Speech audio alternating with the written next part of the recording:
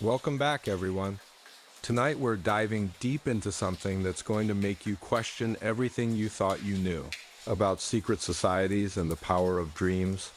We're exploring the hidden world of clandestine organizations that didn't just meet in shadowy rooms with weird handshakes. They worshipped, communicated, and conducted their most sacred rituals through the realm of sleep itself. Now, before you settle in for what I promise will be a journey into some of the most bizarre and fascinating corners of human history. Go ahead and hit that like button if you're into this kind of content, and subscribe if you want more strange historical tales to help you drift off. I'm always curious about where these stories are reaching people. Drop a comment and let me know what corner of the world you're listening from and what time it is where you are. There's something oddly comforting about knowing we're all sharing these bizarre historical moments together across different time zones. And listen, if you find yourself nodding off somewhere around the halfway mark, that's completely fine. That's actually exactly what we're going for here. Think of this as a guided tour through the stranger side of history, designed to ease you into whatever dreams are waiting for you tonight. You know, most people think of secret societies as groups of powerful men in robes doing mysterious things in basement meetings. But what if I told you that some of the most influential secret organizations in history believe that their real power came not from what they did while awake, but from what they could access while asleep? That the most important rituals, the deepest spiritual communications, and the most profound revelations happen not in candlelit chambers, but in the boundless realm of dreams? Because here's the thing about dreams, they don't just happen to you. They happen through you, connecting you to something larger than your individual consciousness. And throughout history, certain groups have understood this truth in ways that would make your average conspiracy theorist look like an amateur. Let's start with what might be the most influential dream-based secret society in Western history. Picture this, it's 400 BCE, and you're a wealthy Athenian citizen who's just received an invitation to participate in the most exclusive religious ceremony in the ancient world. We're not talking about some casual weekend spiritual retreat here. The Eleusinian Mysteries were the Harvard of spiritual experiences, and getting initiated was like being accepted into the most elite secret society that had ever existed. But here's what most people don't know about the Eleusinian Mysteries, what history textbooks conveniently gloss over. The core of their religious practice wasn't about elaborate rituals, animal sacrifices, or even traditional prayer. It was about shared dreaming. The initiates would consume a mysterious substance called the kykeon, probably a form of ergot, which is basically ancient LSD, and then enter into what they called sacred sleep together in underground chambers. Now, before you start thinking this was just some ancient hippie commune, let me paint you a picture of what we're actually dealing with here. The sanctuary at Eleusis wasn't some ramshackle cult compound. It was a massive religious complex that covered nearly 200 acres, with temples, administrative buildings, and most importantly, the Telesterion, a gigantic underground hall that could hold up to 3,000 people simultaneously. The Telesterion was an engineering marvel that would be impressive even by modern standards. The main hall was built into a hillside, with 42 columns supporting a roof that was designed to be completely lightproof. The acoustics were perfect. A whisper from the center of the room could be heard clearly by someone standing at the far edge. And the floor was covered with what archaeologists now know were specially designed stone beds, each one carved to fit a human body in a specific reclining position. The goal wasn't just to have some mystical experience. It was to experience collective dreams where they could communicate with Demeter and Persephone, the goddesses of the harvest and the underworld. But we're not talking about casual spiritual tourism here. These were organized, structured dream journeys that could last for days, with experienced priests called hierophants guiding the dream narratives and interpreting the visions that emerged. The preparation for the mysteries took months. Potential initiates had to undergo purification rituals that included fasting, celibacy, and what the Greeks called catharsis, a psychological cleansing process where candidates would confess their deepest fears and guilt to the priests. Only after this preparation were they considered ready to enter the sacred sleep. The initiates would lie on these stone beds in the underground chambers at Eleusis, about 14 miles from Athens. The chambers were designed to induce specific types of dreams.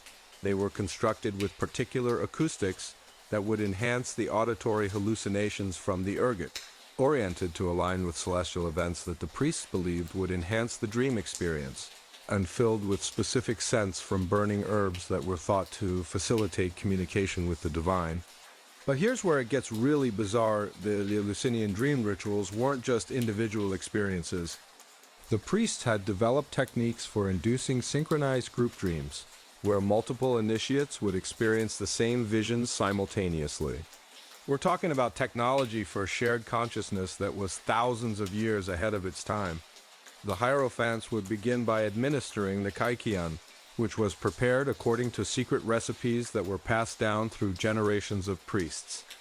The substance wasn't just ergot, it was a carefully crafted mixture that included barley, mint, and other herbs that were designed to produce specific types of hallucinations. The dosage was precisely calculated based on the initiate's body weight, psychological state, and level of preparation. As the kaikion took effect, the Hierophants would begin what they called dream weaving, a process where they would guide the group's collective experience through carefully orchestrated sounds, scents, and visual cues. They would use drums, flutes, and other instruments to create rhythmic patterns that would synchronize the initiate's brainwaves. They would burn specific combinations of herbs that would influence the direction of the hallucinations. And they would manipulate the lighting in the chambers to create visual effects that would become integrated into the shared dream experience.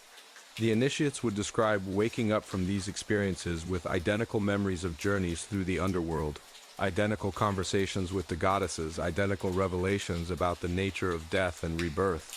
They would talk about walking through landscapes that had never existed in the physical world, but that every person in the chamber had experienced in perfect detail. What made this particularly remarkable was the consistency of these experiences across centuries. Initiates from different time periods, different social classes, different educational backgrounds would describe the same spiritual landscapes, the same divine encounters, the same profound insights about the nature of existence. It was as if the mysteries were providing access to some kind of collective unconscious that transcended individual psychology. The consequences of these dream rituals were enormous. The Eleusinian mysteries influenced practically every major philosopher, politician, and cultural figure in ancient Greece. Plato built his entire philosophical system around ideas that he claimed to have received during his initiation at Eleusis.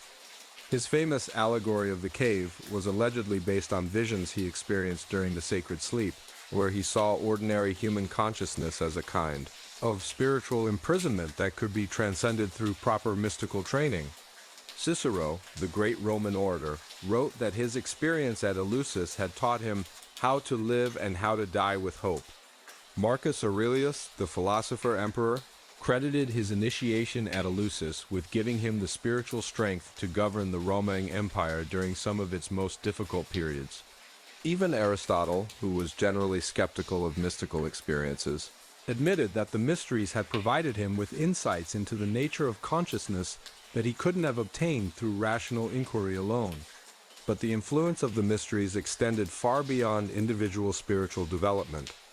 The shared dream experiences at Eleusis created a kind of secret network among the Greek elite, a group of people who had all experienced the same profound spiritual revelations and who understood reality in ways that uninitiated people couldn't comprehend. This network influenced political decisions, military strategies, and cultural developments throughout the Greek world. The mysteries also had a profound impact on Greek concepts of death and the afterlife. Before the mysteries, Greek religion offered a pretty grim view of what happened after death. The soul would descend to Hades, where it would exist as a pale shadow of its former self for eternity. But the mysteries taught that death was actually a transformation, a passage to a higher form of existence where the soul could achieve perfect union with the divine. This wasn't just abstract theology, it was based on direct experience. The initiates had literally experienced death and rebirth during their dream journeys. They had traveled through the underworld, communicated with the spirits of the dead, and returned with first-hand knowledge of what awaited them after physical death. This knowledge transformed not just their individual lives, but the entire cultural understanding of human destiny. The economic impact of the mysteries was also significant. The sanctuary at Eleusis became one of the most important pilgrimage sites in the ancient world, attracting visitors from across the Mediterranean. The local economy was built around serving the thousands of people who came to participate in the mysteries each year.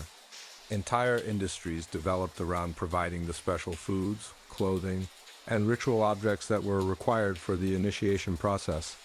But here's the really weird part. The Eleusinian mysteries operated continuously for nearly 2,000 years, from about 1600 BCE to 392 CE. That's longer than Christianity has existed as an organized religion. And throughout all that time, the specific details of the dream rituals remained absolutely secret. The penalty for revealing the mysteries was death, and apparently, in all those centuries, nobody was willing to risk it. The secrecy wasn't just about protecting trade secrets or maintaining religious authority. The priests believed that the mysteries could only be effective if they remained hidden from the uninitiated. They taught that the sacred knowledge would lose its power if it became public, that the divine forces they were communicating with would withdraw their presence if the rituals were exposed to profane scrutiny. The society had an elaborate hierarchy of initiates, each with different levels of access to the sacred knowledge. The lowest level, called the mystai, were allowed to witness the basic rituals, but weren't given access to the most profound dream experiences. The next level, the apopta, could participate in the shared dreaming, but weren't allowed to guide the experiences or interpret their meaning. Only the highest level, the hierophants, were given complete access to the techniques for inducing and controlling the collective dream states. The training to become a hierophant took decades and was so demanding that most candidates either gave up or suffered serious psychological damage. The priests had to master not just the ritual techniques, but also extensive knowledge of astronomy, medicine, psychology, and what we might now call neuroscience. They had to understand how different substances affected consciousness, how environmental factors influenced dream experiences, and how to guide large groups of people through profound, altered states without anyone suffering permanent harm. The mysteries also had a dark side that modern historians prefer not to emphasize. The priests wielded enormous power over the initiates, and there are hints in ancient sources that this power was sometimes abused. The shared dream experiences created intense psychological bonds between participants, and the priests could manipulate these bonds to influence the initiates' behavior in their ordinary lives. There were also reports of people who suffered what we would now recognize as psychotic breaks during the initiation process. The combination of fasting, sensory deprivation, and powerful psychoactive substances was occasionally too much for some people to handle. The priests had developed techniques for dealing with these cases, but the ancient sources suggest that not everyone who entered the mysteries emerged psychologically intact. The society finally ended when the Roman Emperor Theodosius I banned all pagan religions in 392 CE. The last hierophant, a man named Nestorius, was executed for refusing to convert to Christianity. The sanctuary at Eleusis was destroyed, the sacred objects were burned, and the underground chambers were sealed with concrete. But even then, the secrets didn't come out. The surviving priests took their knowledge to their graves rather than reveal it to the Christian authorities. This has created one of the most enduring mysteries in the history of religion for over 1,500 years. Scholars have been trying to reconstruct what actually happened in those underground chambers, and we still don't have a complete picture. Modern archaeologists have excavated the site extensively, and they've found evidence that supports the theory that the mysteries involved shared dreaming experiences. They've discovered the remains of the stone beds, the acoustic systems, the ventilation shafts that would have been used to distribute the scented smoke, and chemical residues that suggest the use of psychoactive substances. But the most intriguing discoveries have been the dream tablets, hundreds of small stone tablets that were found buried beneath the telesterion. These tablets contain brief inscriptions in an ancient form of Greek that appears to be a kind of dream notation system. The inscriptions describe specific dream imagery, divine encounters, and spiritual revelations in a standardized format that suggests they were used to record and compare the experiences of different initiates. Contemporary researchers studying consciousness and altered states have found that the techniques described in these tablets are remarkably similar to methods being explored by modern neuroscience. The Eleusinian priests had somehow developed systematic approaches to inducing shared altered states of consciousness that are only now being understood by contemporary science. What fascinates me about the Eleusinian mysteries is that they understood something about the collective nature of consciousness that we're only beginning to rediscover today. They knew that dreams weren't just personal experiences, but gateways to shared spiritual realities that could be accessed and explored together. They developed practical methods for creating group experiences that transcended individual psychology and provided access to what they believed were universal truths about the nature of existence. The mysteries also demonstrate how dream practices could be integrated into the highest levels of cultural and political life. This wasn't fringe occultism. It was mainstream religion that influenced the most important decisions in Greek society. The shared dream experiences created a kind of spiritual elite who understood reality in ways that gave them enormous advantages in politics, warfare, and cultural development. Jump forward to Victorian London, 1888, and meet the Hermetic Order of the Golden Dawn, a secret society that made the Freemasons look like a casual book club and the Illuminati seem like amateur hour. Founded by 3 British occultists who claim to have received their instructions from mysterious secret chiefs through dream communications, the Golden Dawn developed what might be the most sophisticated system of dream manipulation in modern history. But before we dive into the weirdness, let me paint you a picture of what Victorian London was like in 1888. This was the year of Jack the Ripper, the height of the British Empire, and a time when the collision between scientific rationalism and occult mysticism was creating some absolutely bizarre cultural phenomena. The same city that was pioneering electric lighting and modern medicine was also experiencing an explosion of interest in seances, spiritualism, and secret societies. The Golden Dawn emerged from this cultural collision, founded by William Wynne Westcott, Samuel Little McGregor Mathers, and William Robert Woodman. 3 men who were simultaneously respected members of Victorian society and complete obsessives about ancient magical traditions. Westcott was a coroner and Freemason. Mathers was a museum curator and scholar of medieval manuscripts, and Woodman was a retired military surgeon. These weren't fringe weirdos, they were establishment figures who had become convinced that the rational materialism of their era was missing something fundamental about the nature of reality. The story of how they founded the Golden Dawn is itself a masterpiece of Victorian weirdness. In 1887, Westcott claimed to have discovered a collection of encrypted manuscripts in the effects of a deceased Freemason. These cipher manuscripts contained instructions for magical rituals written in a code that took months to decipher. When Westcott finally cracked the code, he found detailed descriptions of ceremonial magic techniques, including elaborate methods for using dreams as tools for spiritual transformation. But here's where it gets really strange. The manuscripts also contained the address of a German occultist named Anna Sprengel, who was supposedly authorized to grant permission for establishing a new magical order in England. Westcott wrote to this address and received a series of letters from Sprengel, written in perfect English but signed with mysterious symbols and containing incredibly detailed instructions for establishing what would become the Golden Dawn. The problem is that modern historians have never been able to prove that Anna Sprengel actually existed. The address in Germany was real, but there's no record of anyone by that name living there. The letters were probably forged by Westcott himself, but the magical techniques they described were so sophisticated and effective that it didn't really matter whether the secret chiefs were real or imaginary. The Golden Dawn wasn't just interested in having mystical experiences. They wanted to use dreams as a tool for practical magic. This was revolutionary thinking for the time. Most previous magical traditions treated dreams as either divine communications to be passively received or random mental phenomena to be ignored.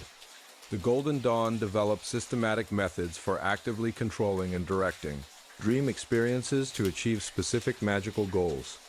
Members would perform elaborate rituals before sleep, designed to program their dreams for specific purposes: divination, astral projection, communication with spirits, and even influencing events in the physical world through dream manipulation.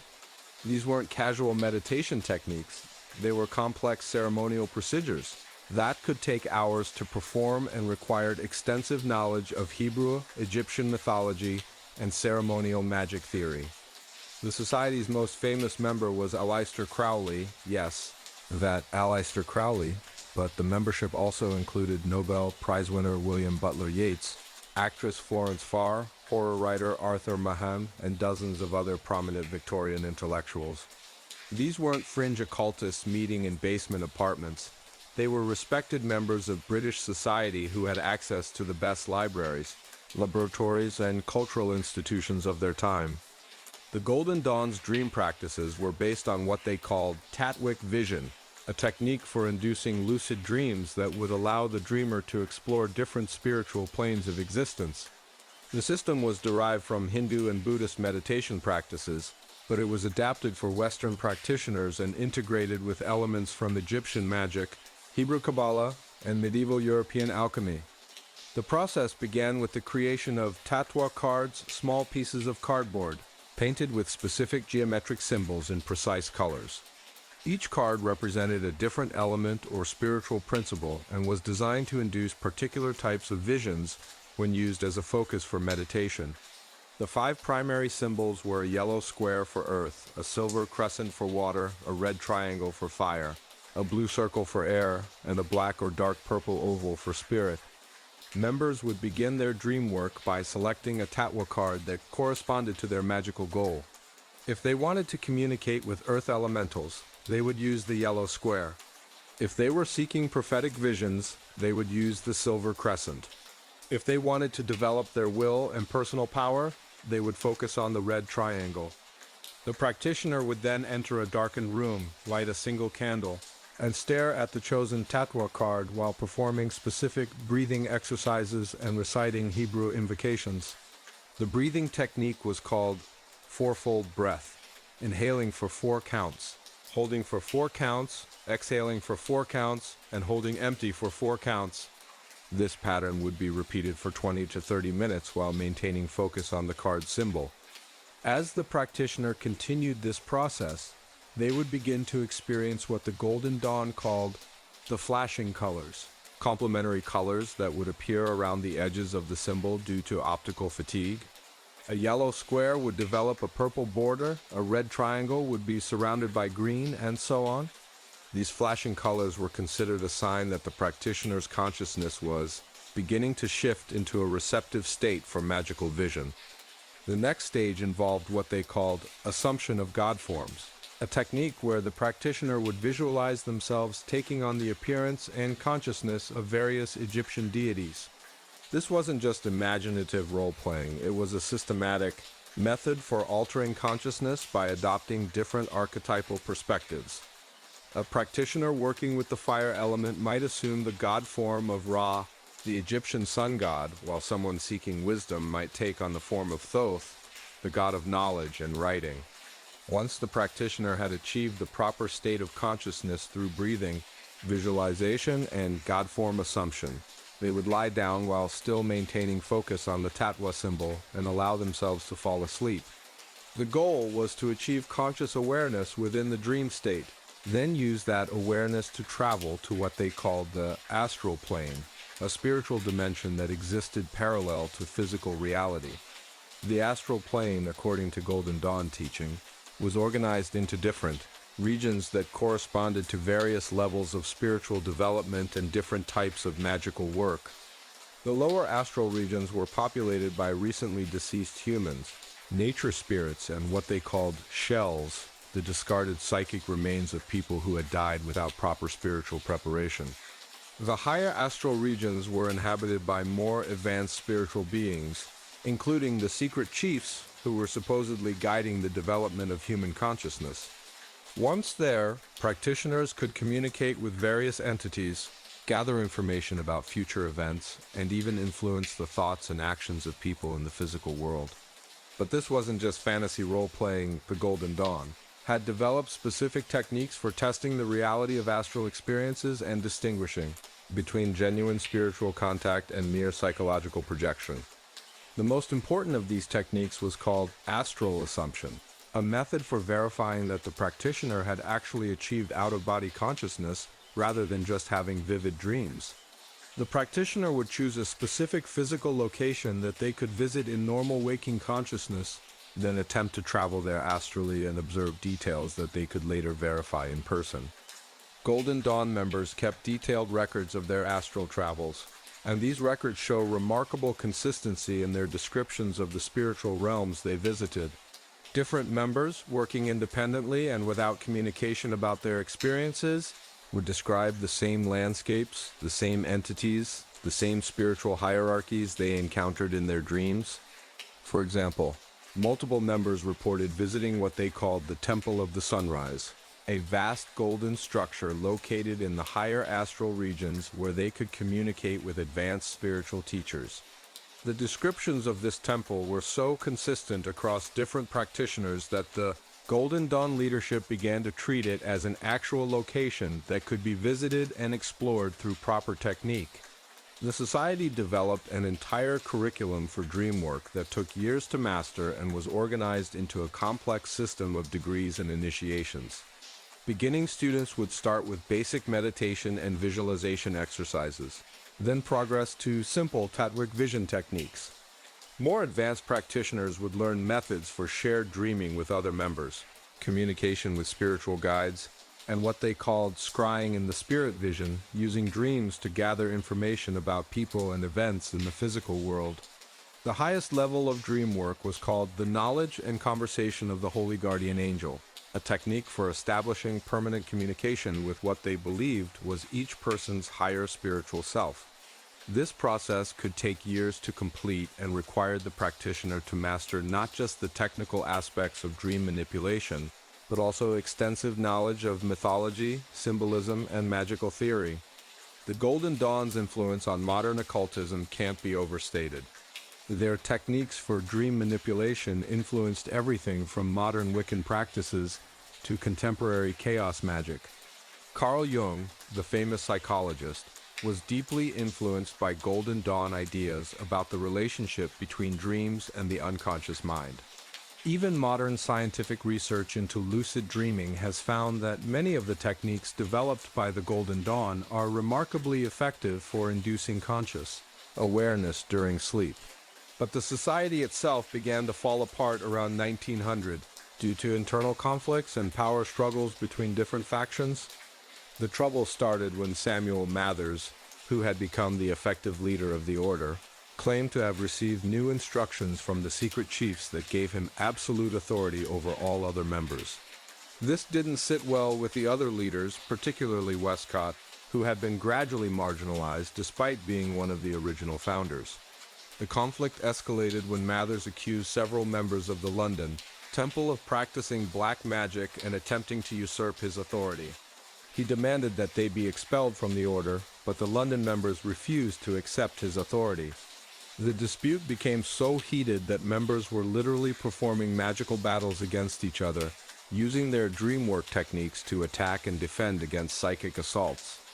The situation reached a crisis point in 1900 when Aleister Crowley, who was aligned with Mathers, attempted to take control of the Golden Dawn's London temple by force.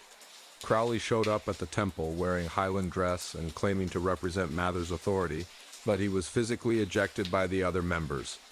The incident became known as the Battle of Blythe Road and marked the beginning of the end for the original Golden Dawn. The final blow came in 1909, when Crowley published many of the Golden Dawn's secret rituals in his magazine, The Equinox. This was considered the ultimate betrayal, like posting state secrets on social media. The techniques that had taken years to develop and had been guarded as the deepest mysteries of the order was suddenly available to anyone who could afford to buy a magazine. Crowley's justification was that spiritual knowledge should be freely available to all humanity, not hoarded by a secret elite. But the other members saw it as revenge for his ejection from the order and a deliberate attempt to destroy the organization that had rejected him. The publication of the rituals effectively ended the Golden Dawn as a coherent organization, though various splinter groups continue to practice Golden Dawn techniques to this day. The really remarkable thing about the Golden Dawn's dream practices is how sophisticated they were compared to anything that came before or after.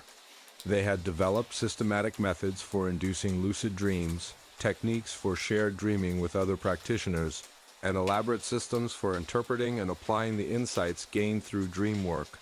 Modern researchers studying consciousness and altered states have found that many Golden Dawn techniques are remarkably effective, even when stripped of their ceremonial and mythological context. The Society's approach to dream work was also remarkably psychological for its time. They understood that dreams weren't just random mental phenomena, but expressions of deeper psychological processes that could be studied, understood, and influenced through proper technique. This was decades before Freud published The Interpretation of Dreams, and nearly a century before modern psychology began to seriously study lucid dreaming. The Golden Dawn also understood something that modern dream research is only beginning to appreciate, that dreams can be used as a form of problem-solving and creativity enhancement. Members would use their dream work to gain insights into personal problems, develop new ideas for their professional work, and even solve technical problems that had stumped them in their waking lives. William Butler Yeats, for example, credited his Golden Dawn dream work with providing inspiration for some of his most famous poems. He would use Tatwick vision techniques to explore mythological themes and encounter archetypal figures that would later appear in his literary work. His experience with Golden Dawn practices also influenced his theories about the relationship between individual consciousness and what he called the Great Memory, a collective unconscious that contained all human experience. The Society's influence on Victorian culture was also significant, though it was largely hidden from public view. Many prominent figures in literature, art, and science were either members of the Golden Dawn or influenced by its ideas. The Society's emphasis on individual spiritual development and the importance of direct mystical experience contributed to the broader cultural movement away from conventional religious authority and toward more personal forms of spirituality. But the Golden Dawn also had a dark side that modern admirers often prefer to ignore. The intensive dream work practices could be psychologically dangerous, and several members suffered what we would now recognize as mental health problems as a result of their involvement with the order. The Society's emphasis on secrecy and hierarchy also created opportunities for manipulation and abuse of power. The most notorious example was the case of Florence Farr, a brilliant actress and writer who became so obsessed with Golden Dawn practices that she gradually lost touch with ordinary reality. She spent the last years of her life in Ceylon, now Sri Lanka, living in poverty and claiming to receive constant communications from the secret chiefs through her dreams. She died in 1917, apparently convinced that she was about to be promoted to a higher spiritual plane where she would no longer need a physical body. Despite these problems, the Golden Dawn's contribution to the understanding of consciousness and dream work was revolutionary. They developed practical methods for exploring non-ordinary states of consciousness that were centuries ahead of their time. Their techniques for lucid dreaming, shared dreaming, and dream-based problem-solving are still used by practitioners today, and their theoretical framework for understanding the relationship between consciousness and reality influence psychology, anthropology, and even quantum physics. The Golden Dawn understood that dreams weren't just random neural firings, but a technology for accessing non-ordinary states of consciousness. They developed systematic methods for harnessing dream experiences that modern psychology is only beginning to understand. Their work demonstrated that consciousness is far more flexible and creative than conventional science assumed, and that proper training could allow individuals to access forms of knowledge and experience that were impossible to obtain through ordinary waking awareness. What fascinates me about the Golden Dawn is how they managed to combine rigorous intellectual study with profound mystical experience. These weren't anti-intellectual mystics or credulous spiritualists. They were scholars and scientists who had developed sophisticated methods for exploring the frontiers of consciousness. Their dream work was based on careful observation, systematic experimentation, and detailed record-keeping that would meet the standards of modern research. The Society's ultimate failure wasn't due to problems with their techniques or theories, but to the human tendency toward ego conflicts and power struggles. The Golden Dawn developed extraordinary methods for transforming consciousness, but they couldn't solve the basic problem of how to organize a group of highly individualistic people around a shared spiritual goal. Their techniques worked, but their organization didn't. Let's travel back to medieval Europe around 1200 CE and talk about one of the most controversial and dangerous secret societies in Christian history, the Brethren of the Free Spirit. These weren't your typical medieval religious group meeting in monasteries to copy manuscripts and debate theology.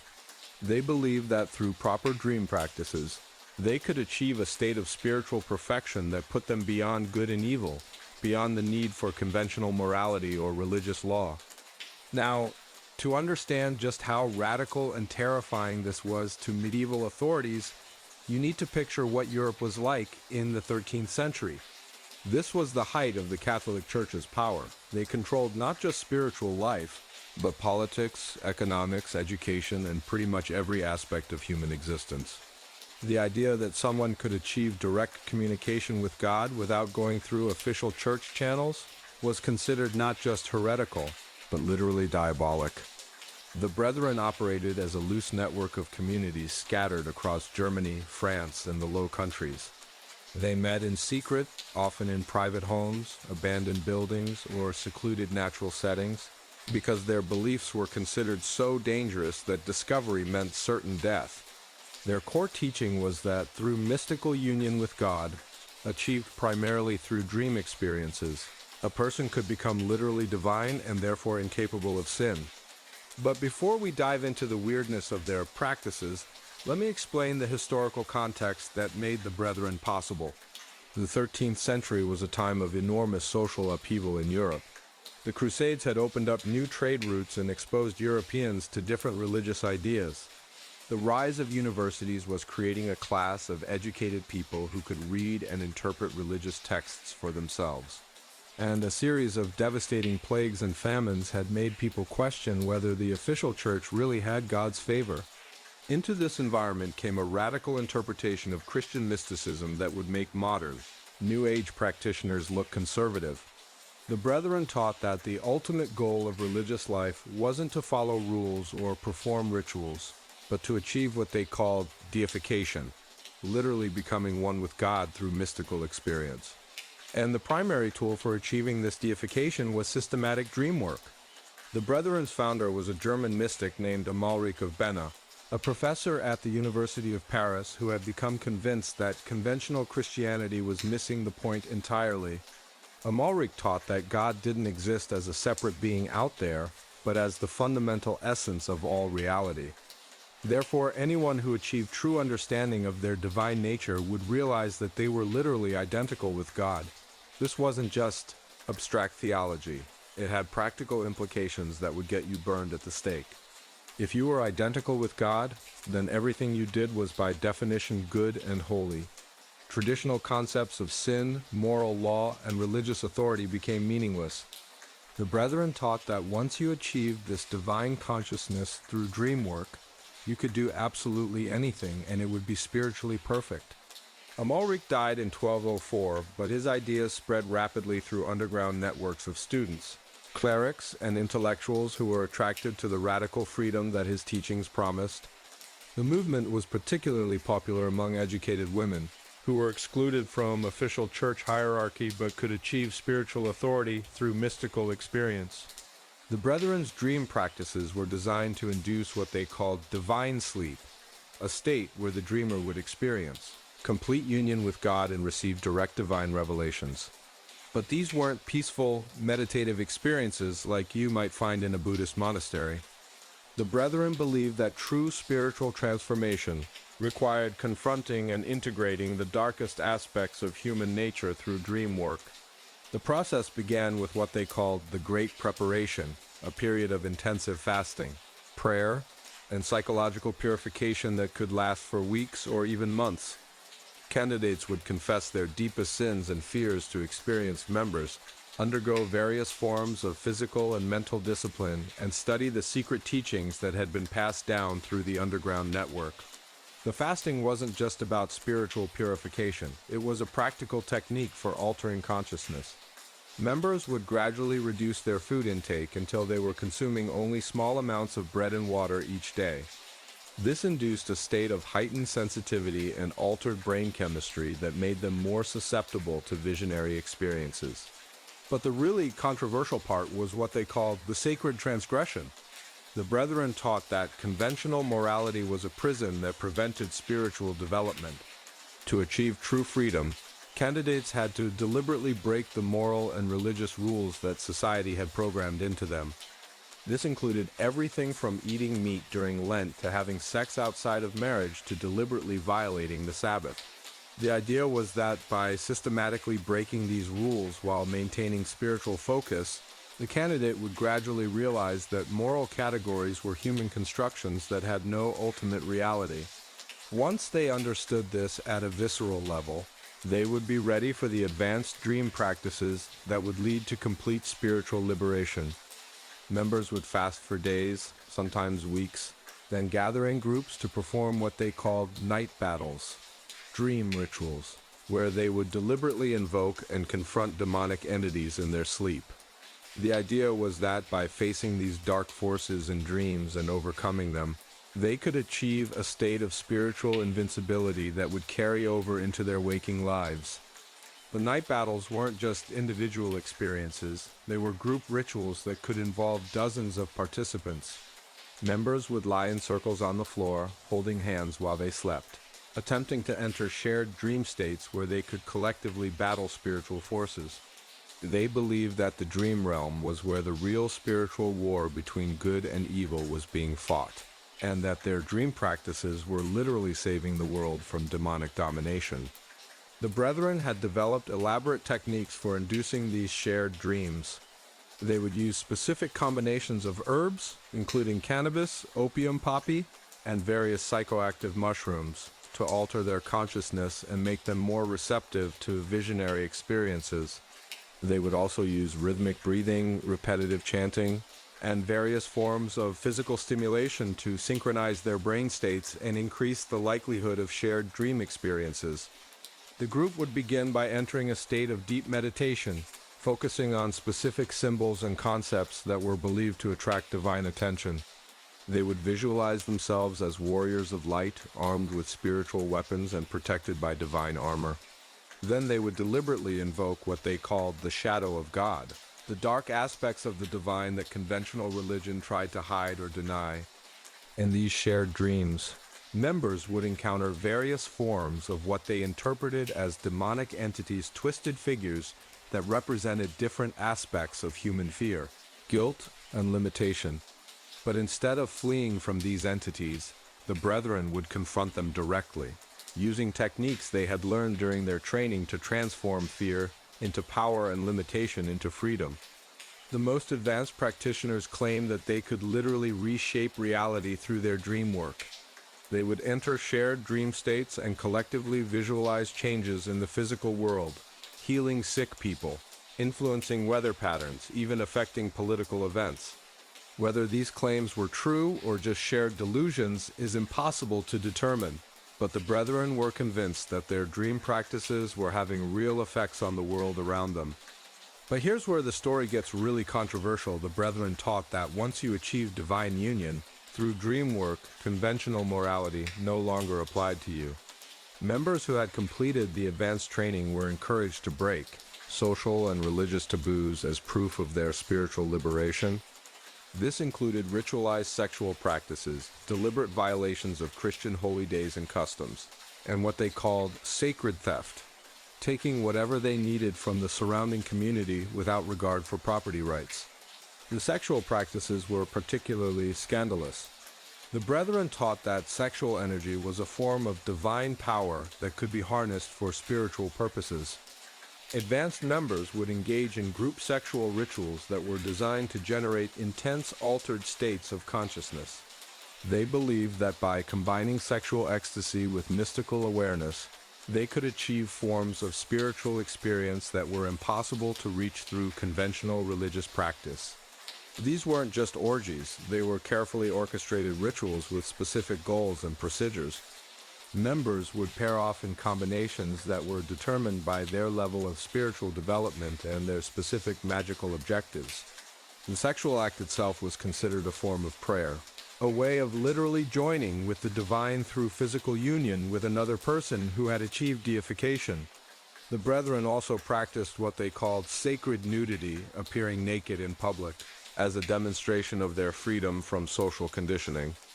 They would walk through towns and villages without clothing, claiming that their divine nature made them innocent like Adam and Eve. Before the fall, this was considered so shocking that it often provoked violent reactions from local communities. But perhaps the most controversial practice was their attitude toward conventional religious observance. The brethren taught that churches, priests, and religious rituals were not just unnecessary but actually harmful to spiritual development. They would deliberately violate religious taboos, eating meat on Friday, having sex during Lent, working on Sunday, to demonstrate their liberation from what they saw as arbitrary human rules. Some members took this to extreme lengths, engaging in what they called divine blasphemy, deliberately, mocking religious symbols and ceremonies to prove their spiritual freedom.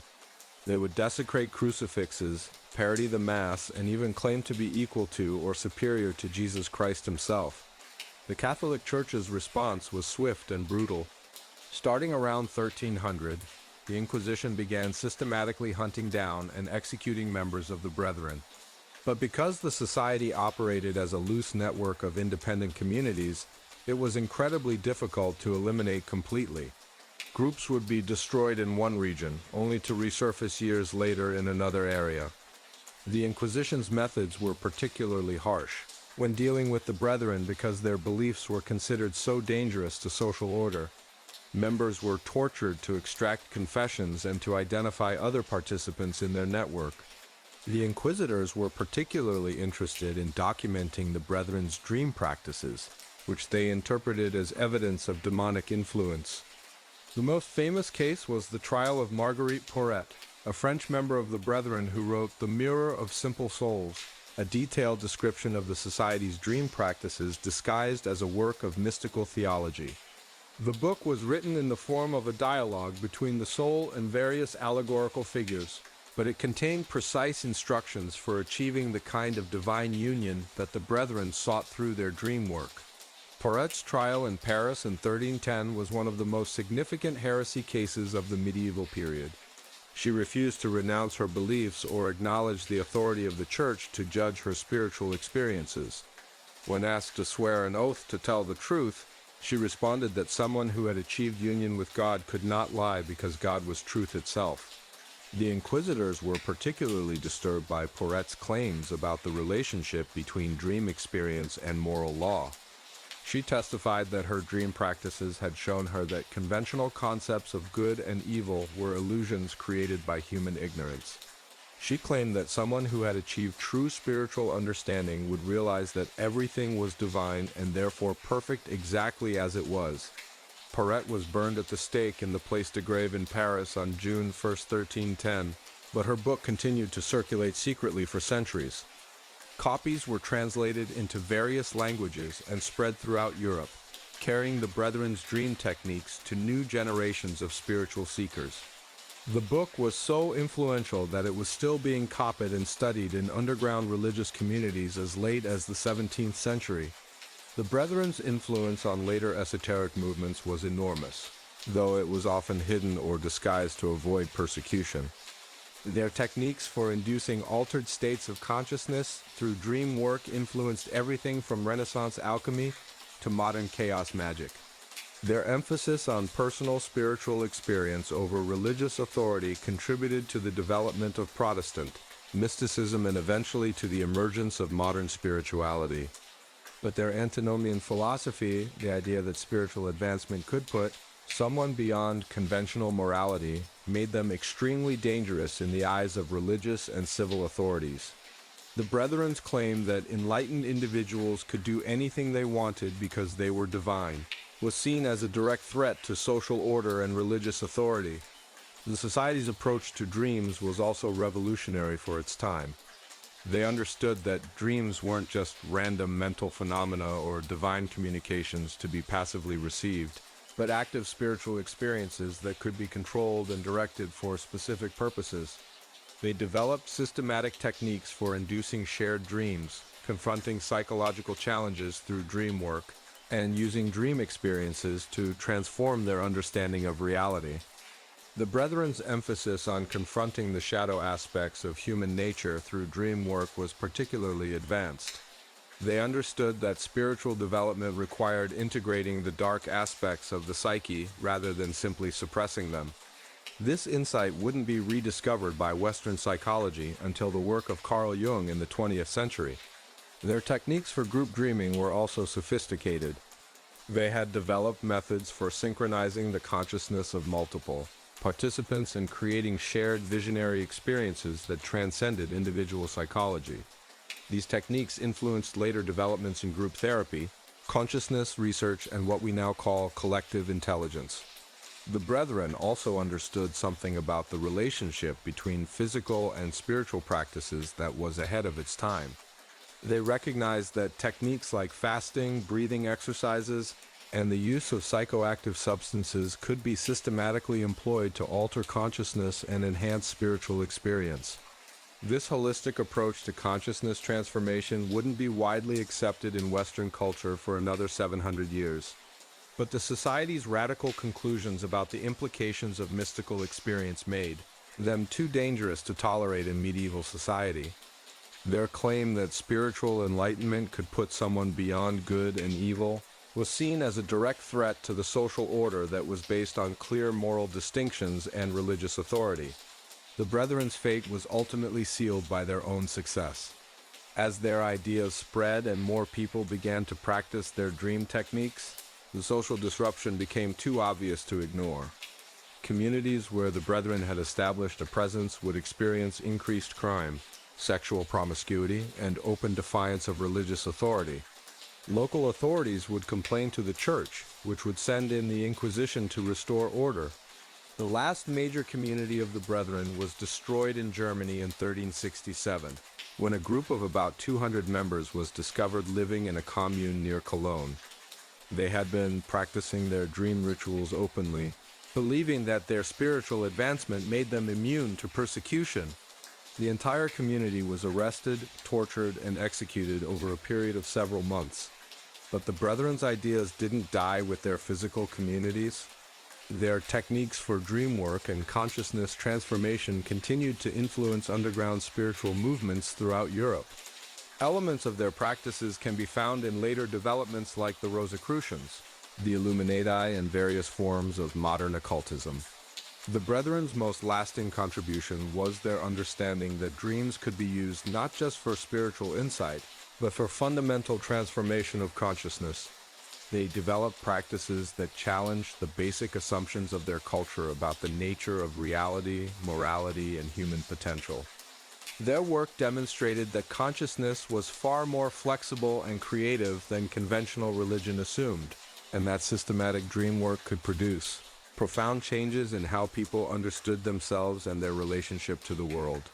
What fascinates me about the Brethren of the Free Spirit is how they managed to develop such sophisticated techniques for consciousness transformation while operating in one of the most repressive periods in European history. They understood that the conventional religious authorities of their time were limiting human potential by imposing artificial restrictions on spiritual development. Their dream practices were designed to break through these limitations and access forms of consciousness that had been suppressed by institutional religion. The Society's ultimate failure wasn't due to problems with their techniques, but to their inability to find a way to integrate their radical insights with the social and political realities of their time. Their practices they did achieve profound altered states of consciousness and genuine spiritual transformation. but their conclusions about the implications of these experiences put them in direct conflict with the power structures of medieval society. The Brethren understood that dreams weren't just personal experiences, but gateways to forms of consciousness that could fundamentally transform human understanding of reality. They developed practical methods for accessing these altered states and using them for both individual development and social transformation. Their work demonstrated that the boundaries between individual consciousness and collective reality were far more fluid than conventional thinking assumed. Their story serves as both an inspiration and a warning about the power of dream work and consciousness transformation. They showed that it was possible to achieve profound spiritual experiences and genuine liberation from psychological conditioning. But they also demonstrated that radical spiritual insights need to be integrated with practical wisdom about how to live in the world without destroying oneself or others. The Brethren of the Free Spirit were centuries ahead of their time in their understanding of consciousness, dreams, and human potential. They developed techniques that modern psychology and neuroscience are only beginning to understand. But their radical approach to the implications of spiritual experience made them too dangerous to survive in a society that was based on clear moral distinctions and religious authority. Here's a story that most classical historians prefer to gloss over, conveniently omit from their textbooks, or dismiss as unsubstantiated rumors the existence of a secret society within the Roman government that used dream rituals to influence imperial policy. The cult of Morpheus operated from roughly 100 BCE to 200 CE, and they may have been the most politically influential dream-based organization in human history.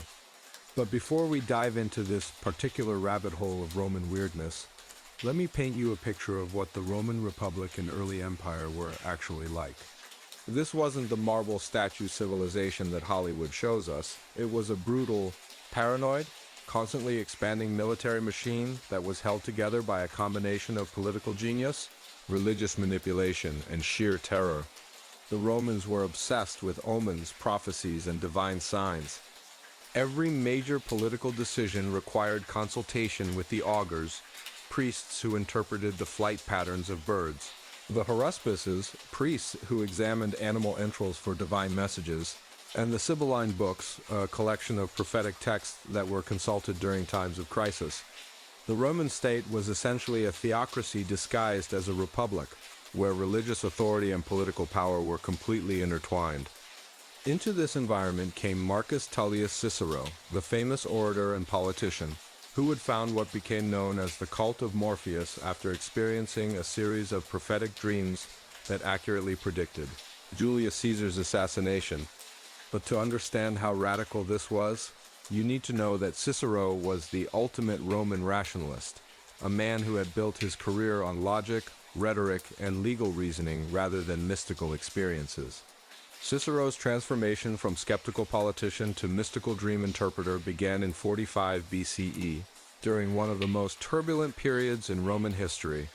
The Roman Republic was falling apart, civil wars were tearing the state apart, and powerful generals like Julius Caesar were openly challenging the authority of the Senate. Cicero found himself caught in the middle of these conflicts, trying to preserve the republican system that had made Rome great.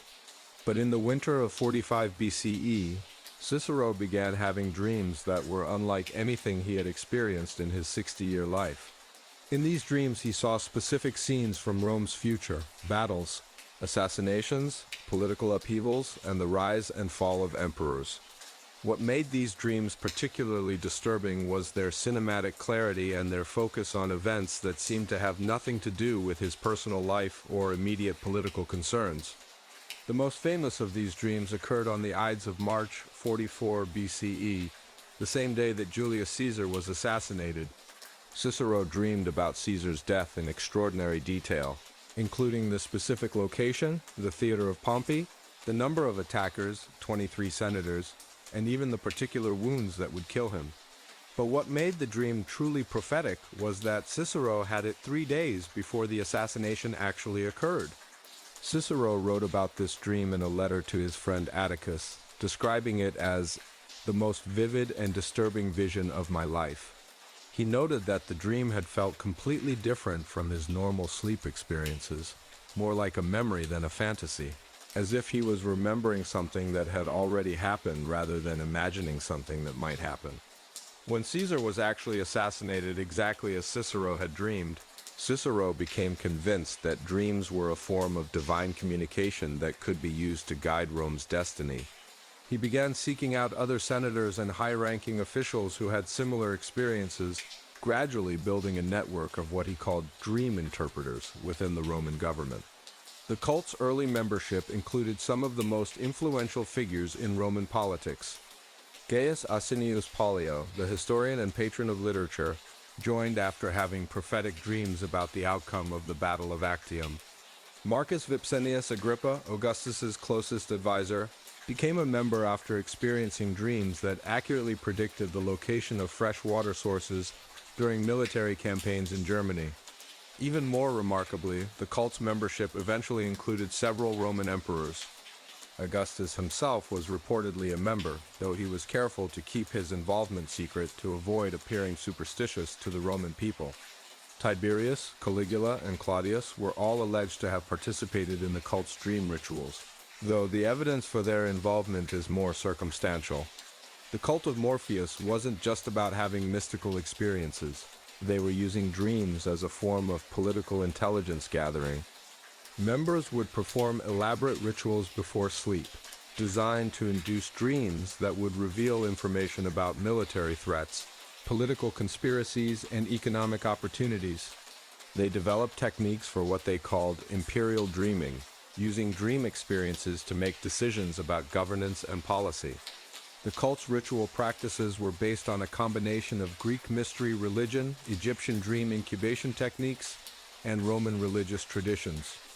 Members would gather in secret locations outside Rome, private villas, remote temples, or natural caves that were believed to enhance dream experiences. These locations were carefully chosen for their isolation and their supposed connection to the underworld, which the Romans believed was the source of prophetic dreams. The basic ritual structure involved several days of preparation, including fasting, ritual purification, and the study of previous dream records. Members would abstain from food for up to 72 hours, consuming only water mixed with honey and wine. They would bathe in natural springs or specially consecrated pools, and they would undergo various forms of physical and mental purification that were designed to make them more receptive to divine communication. The cult's most closely guarded secret was their method for inducing prophetic dreams on demand. Members would consume a mixture of herbs that included opium, mandrake, and henbane, basically. They were using powerful psychoactive substances to induce altered states of consciousness that they interpreted as divine visions. This mixture was called the Morpheus Draft and was prepared according to secret recipes that were passed down through generations of cult members. The preparation of the Morpheus Draft was itself a complex ritual that required extensive knowledge of herbalism, astrology, and religious ceremony.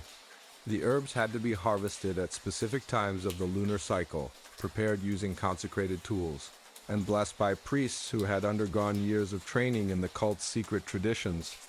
The resulting mixture was so potent that it could induce profound altered states of consciousness that lasted for days. Once the members had consumed the Morpheus Draft, they would lie on specially prepared couches in underground chambers that were designed to enhance dream experiences. These chambers were constructed with specific acoustic properties that would amplify subtle sounds and create an atmosphere of otherworldly mystery. The walls were decorated with frescoes depicting scenes from Roman mythology, particularly stories about the god Morpheus and his role in bringing prophetic dreams to mortals. The cult's dream experiences weren't just individual visions. They had developed techniques for achieving what they called imperial consciousness, where multiple members would experience synchronized dreams that provided different perspectives on the same future events. A typical session might include 5 to 10 participants, each of whom would receive different pieces of information about the same political or military situation. For example, during the planning for Augustus's campaigns in Germany, cult members reportedly had synchronized dreams that provided detailed information about Germanic tribal movements. the location of river crossings, and the best times to launch military offensives. One member might dream about the terrain of a particular battlefield, while another would receive information about enemy troop strengths, and a third would see visions of the weather conditions that would affect the campaign. But here's the really bizarre part. The cult's dream predictions were remarkably accurate. They successfully predicted the eruption of Mount Vesuvius in 79 CE, providing the Roman government with advance warning that allowed them to evacuate key personnel and resources from the region. They predicted the plague of Cyprian in 249 CE, which allowed Roman authorities to implement quarantine measures that reduced the epidemic's impact.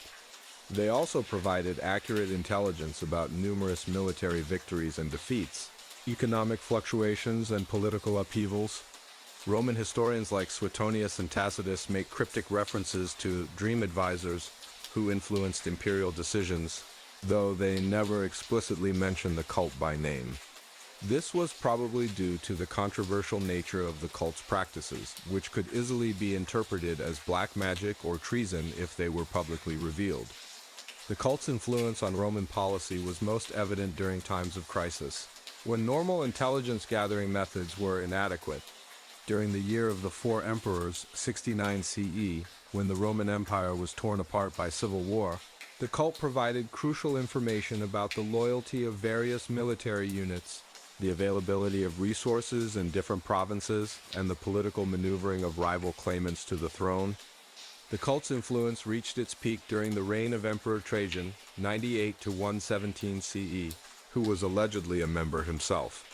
Trajan's military campaigns were planned based on strategic intelligence gathered through the cult's dream rituals, and his unprecedented expansion of Roman territory was attributed to divine guidance received through dream communications. Trajan's relationship with the cult was particularly close because he had experienced prophetic dreams since childhood. His adoptive father, Emperor Nerva, had introduced him to the cult's practices, and Trajan had used dream guidance to make many of his most important military and political decisions. His conquest of Dacia, his campaigns in Armenia, and his ultimately unsuccessful attempt to conquer Parthia were all planned using intelligence gathered through the cult's dream work. The cult's techniques for military intelligence gathering were remarkably sophisticated.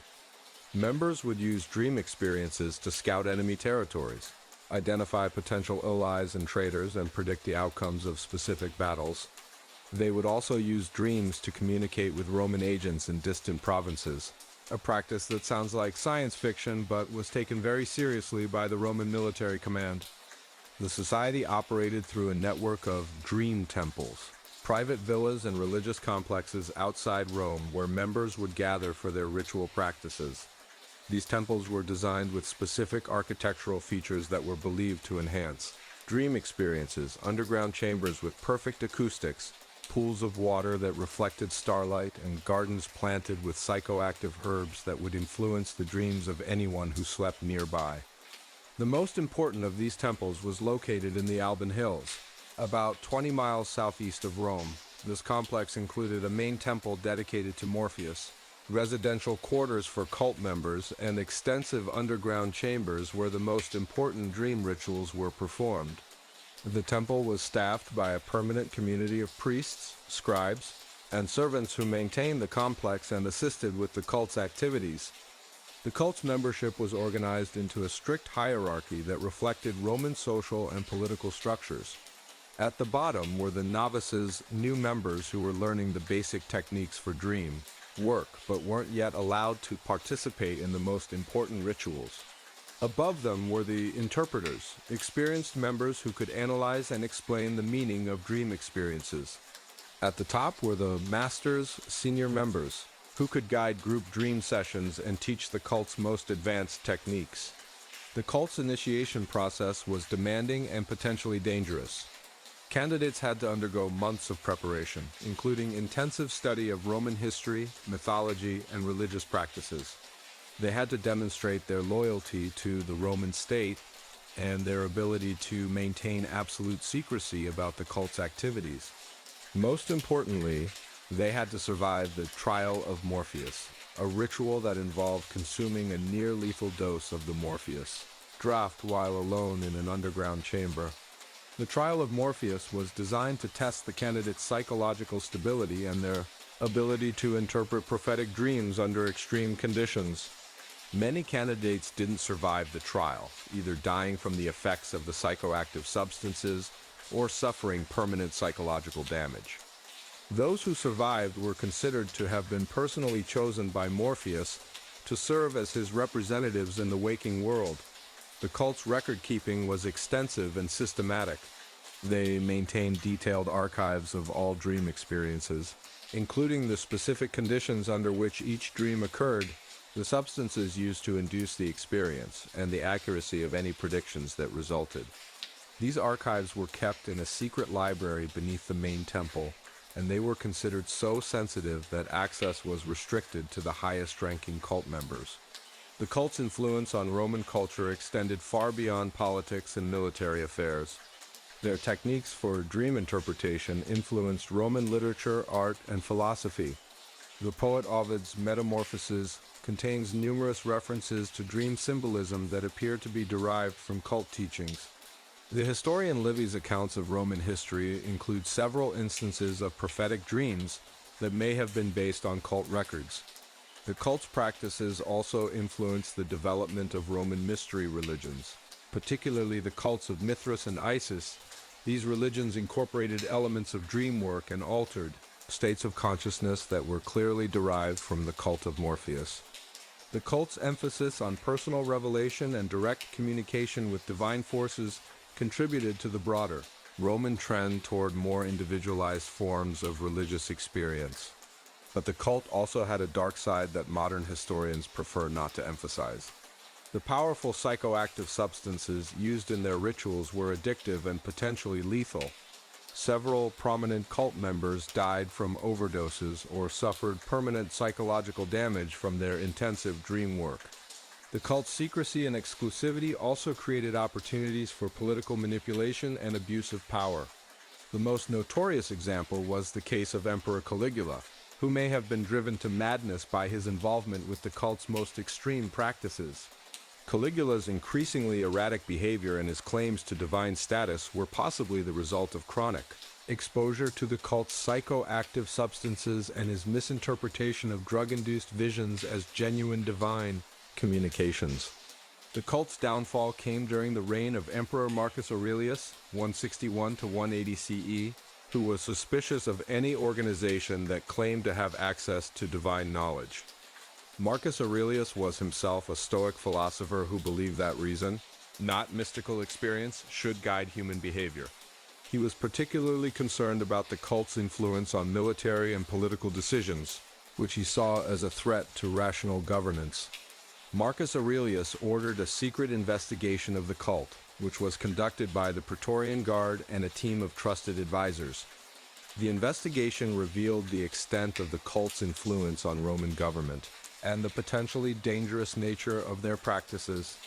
The emperor was particularly disturbed by evidence that cult members had been using their prophetic dreams to manipulate political decisions for their own benefit. The investigation led to the arrest and execution of dozens of cult members, including several high-ranking senators and military officers. The cult's temples were destroyed, their libraries were burned, and their secret archives were confiscated by the imperial government.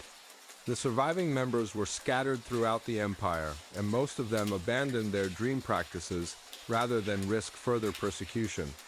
But the cult's influence on Roman politics continued for decades after its official destruction.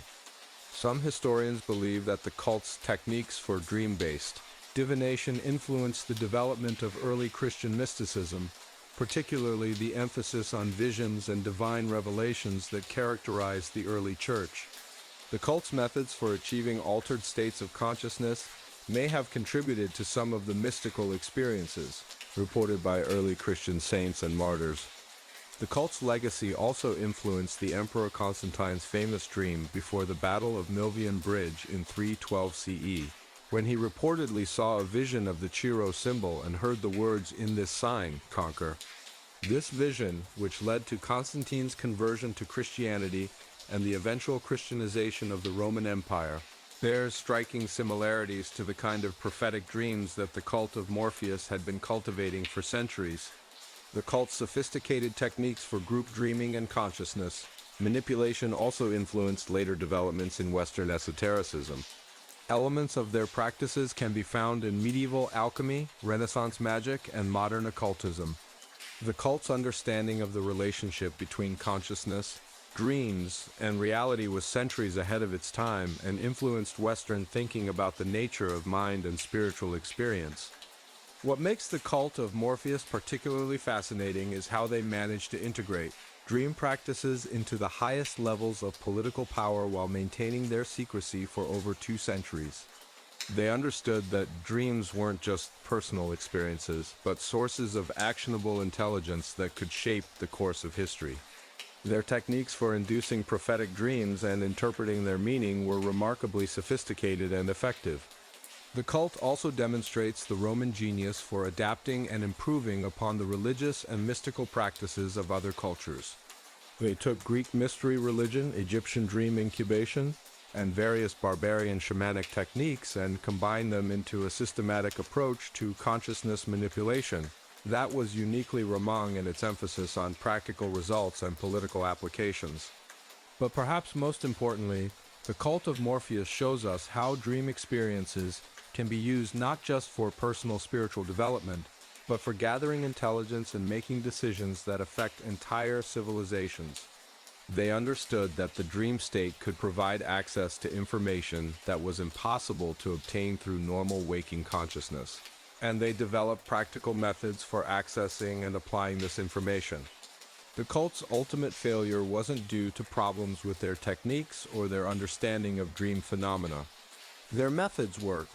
They did provide accurate predictions and valuable intelligence.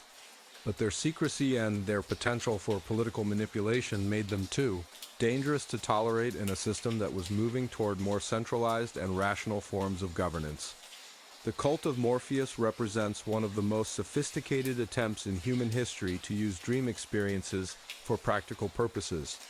They developed techniques for consciousness manipulation that were centuries ahead of their time, and they demonstrated that systematic dream work could produce genuine insights into future events. Their story reminds us that the boundaries between individual consciousness and collective reality are far more fluid than we typically assume, and that proper training in dream work can provide access to forms of knowledge that are impossible to obtain through ordinary means. Our final main story takes us to the remote monasteries of Tibet, where a secret lineage of Buddhist monks developed what may be the most sophisticated system of dream manipulation in human history. The Wonronauts, literally dream sailors, weren't just practicing meditation in mountain caves. They were using dreams as a technology for exploring the deepest levels of consciousness and reality itself. But before we dive into the mystical mountains of Tibet, let me paint you a picture of what we're actually dealing with here. We're talking about a civilization that existed at altitudes where most people can barely breathe, in one of the most geographically isolated regions on Earth, where the boundary between physical and spiritual reality was considered far more fluid than anything Western culture had ever imagined. Tibet in the 12th century, when the Wonronauts first emerged as a distinct lineage, was a theocratic society where spiritual development was considered the highest possible human achievement. The entire culture was organized around the pursuit of enlightenment, with massive monasteries that housed thousands of monks, elaborate systems for identifying and training reincarnated spiritual masters, and techniques for consciousness exploration that were literally centuries ahead of anything being practiced in the rest of the world. The Wonronauts were part of a secret tradition within Tibetan Buddhism that developed what they called dream yoga, a system of practices designed to achieve complete conscious awareness within the dream state. But this wasn't just about lucid dreaming as we understand it today. The Wonronauts believed that dreams were a direct pathway to what they called the clear light, the fundamental nature of consciousness itself, the primordial awareness that existed before thought, before ego, before the illusion of separation between self and reality.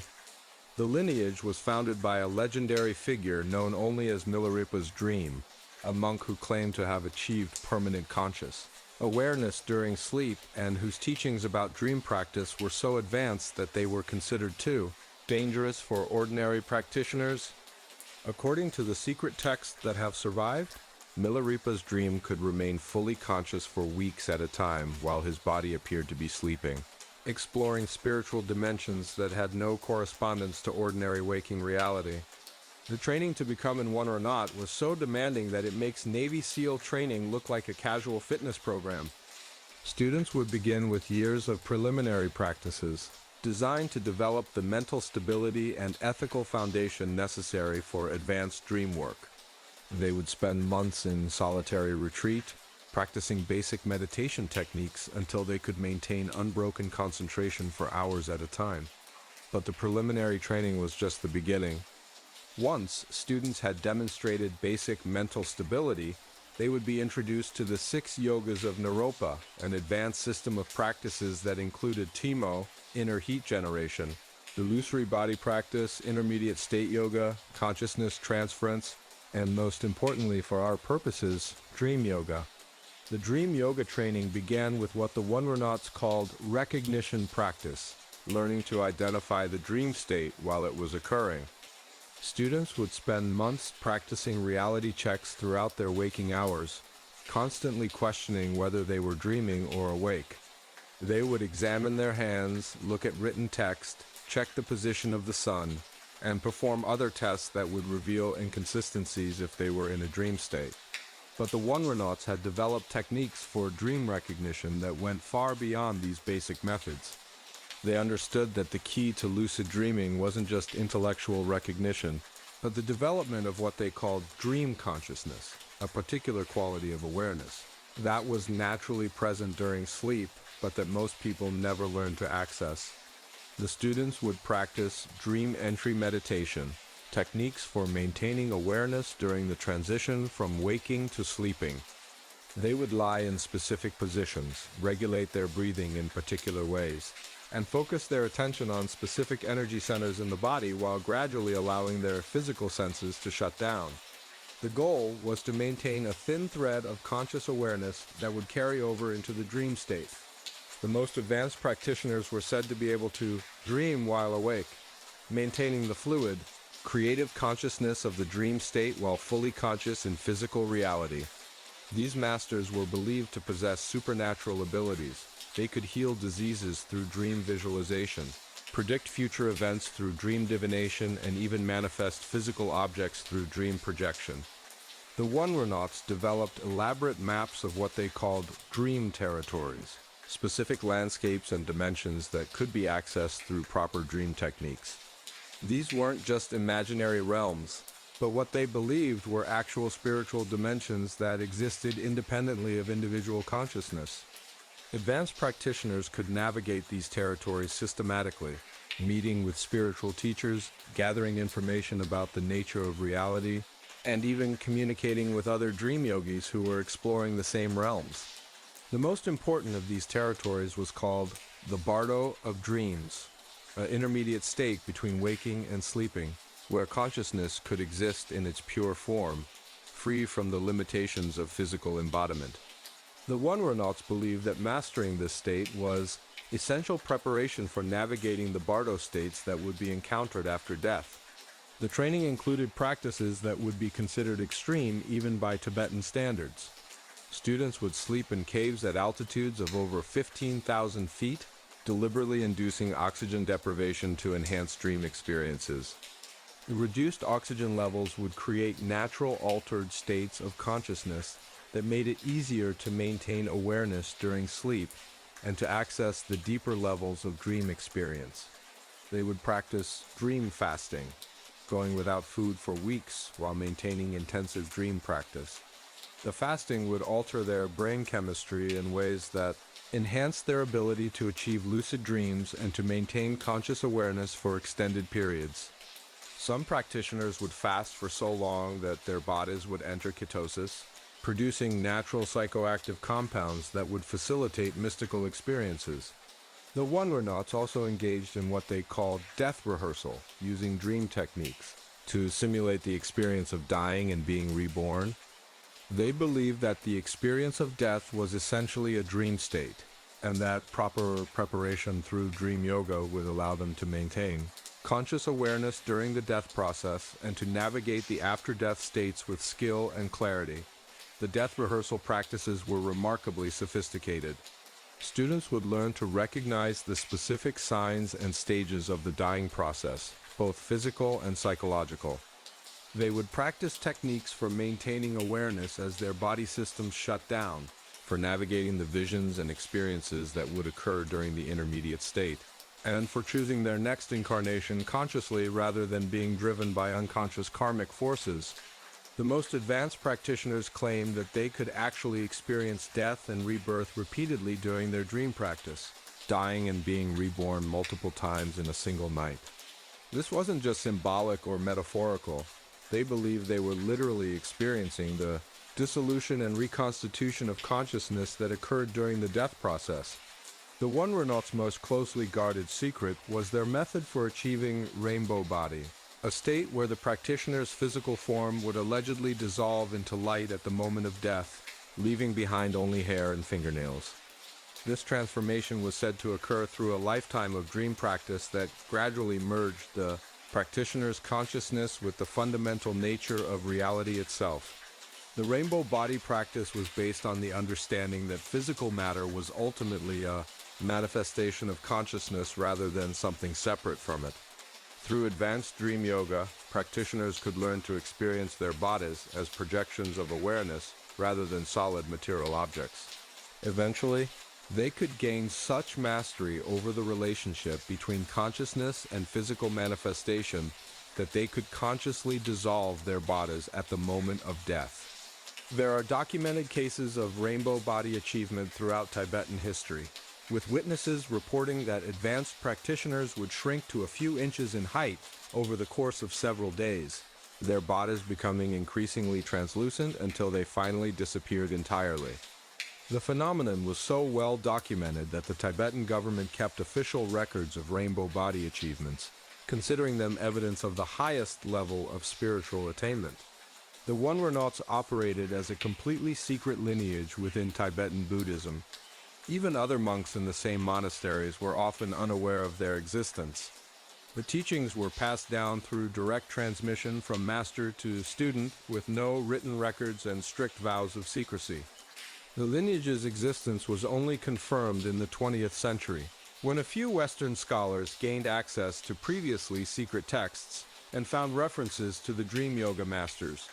The secrecy was maintained through an elaborate system of code words, symbolic teachings, and hidden practices that could only be understood by initiates. The One Renaults would often pose as ordinary monks, participating in regular monastic activities while secretly practicing their advanced dream techniques. They would communicate with each other through subtle gestures, symbolic phrases, and references that would be meaningless to outsiders. The training was so secretive that even within the lineage, students were only given access to techniques that were appropriate for their level of development. Beginning students might practice basic dream recognition for years before being introduced to more advanced techniques. Intermediate practitioners would learn methods for dream navigation and communication with spiritual guides. Only the most advanced students would be taught the techniques for consciousness, transference, and rainbow body achievement. The One Renault's understanding of consciousness was remarkably sophisticated for its time. They recognized that normal waking consciousness was just one possible state of awareness, and that systematic training could allow access to radically different forms of consciousness that revealed aspects of reality that were normally hidden. They understood that dreams weren't just random neural activity, but expressions of the fundamental creativity of consciousness itself. They believed that the dream state was actually closer to the true nature of reality than ordinary waking consciousness, because it revealed the fluid, interdependent nature of all phenomena.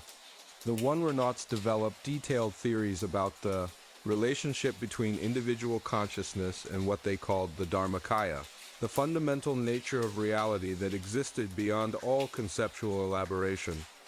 They believed that advanced dream practice could provide direct access to this primordial awareness, allowing practitioners to experience reality as it truly was rather than as it appeared through the filters of ordinary perception. Their practices were also remarkably practical. The Wonronauts used dream techniques for healing, divination, and problem solving. They would enter specific dream states to diagnose illnesses, predict weather patterns, locate lost objects, and even communicate with people at great distances. These weren't just mystical beliefs, they were practical skills that had real-world applications. The lineage's understanding of the relationship between mind and reality was centuries ahead of its time. They recognized that consciousness played a fundamental role in shaping physical reality, and that proper training could allow individuals to influence the material world through mental techniques. This understanding of the participatory nature of reality wouldn't be rediscovered by Western science until the development of quantum physics in the 20th century. The Wonronauts also developed sophisticated techniques for group dream work. Advanced practitioners could enter synchronized dream states where they would explore spiritual territories together, share information telepathically, and even engage in collective practices that would benefit the entire community. These group dream sessions were considered among the most powerful spiritual practices in the Tibetan tradition. The Chinese invasion of Tibet in 1959 scattered the remaining Wonronauts, but their practices have had a profound influence on Western understanding of consciousness and dreaming. Several Tibetan masters who escaped to India and the West brought elements of dream yoga with them, though the most advanced techniques remained hidden or were lost when the monasteries were destroyed.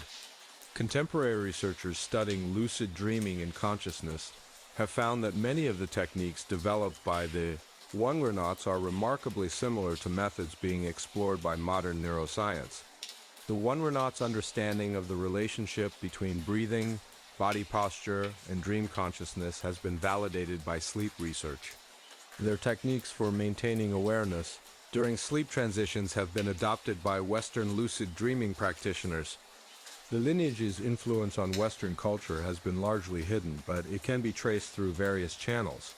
Carl Jung's concepts of the collective unconscious and individuation were influenced by Tibetan Buddhist ideas about consciousness that were related to dream yoga practices. The human potential movement of the 1960s and 70s incorporated elements of Tibetan dream work, though often in simplified or distorted forms. Modern research into near-death experiences has found remarkable similarities between the accounts of Western subjects and the Tibetan descriptions of the Bardo states. This suggests that the Wonronauts' understanding of consciousness and death may have been based on genuine insights into the nature of human awareness rather than just cultural beliefs. The lineage's techniques for consciousness exploration have also influenced contemporary psychedelic research. The Wonronauts' maps of non-ordinary states of consciousness are remarkably similar to the territories explored by subjects in modern psychedelic studies. Their understanding of the relationship between set, setting, and consciousness has been validated by contemporary research into altered states. But perhaps most importantly, the Wonronauts demonstrated that consciousness is far more flexible and creative than Western culture has traditionally assumed. Their practices showed that systematic training could allow individuals to access forms of awareness that transcended the limitations of ordinary perception and to use these expanded states for both personal development and practical purposes. The lineage's approach to dream work was also remarkably balanced and integrated. Unlike some other esoteric traditions that emphasized transcendence of the physical world, the Wonronauts understood that true spiritual development required integration of all aspects of human experience. They used dream practice not to escape from ordinary reality, but to understand its deeper nature and to develop greater skill in navigating all states of consciousness. Their understanding of the relationship between individual development and collective welfare was also sophisticated. The Wonronauts didn't pursue advanced consciousness states for personal gain, but as a way of serving the spiritual development of all beings. They believed that their dream practice contributed to the collective awakening of humanity and that their individual attainments had benefits that extended far beyond their personal experience. The lineage's emphasis on ethical development was also crucial to their approach. Students were required to demonstrate genuine compassion, wisdom, and ethical conduct before being introduced to advanced techniques. The Wonronauts understood that powerful consciousness technologies could be dangerous if used without proper moral foundation, and they developed elaborate safeguards to ensure that their practices were used for beneficial purposes. The Wonronauts' legacy continues to influence contemporary spiritual and scientific understanding of consciousness. Their techniques for dream work are being studied by researchers in neuroscience, psychology, and consciousness studies. Their understanding of the relationship between mind and reality is being explored by physicists working in quantum mechanics and cosmology. But perhaps most importantly, the Wonronauts demonstrated that human consciousness has potentials that are far greater than our ordinary experience suggests.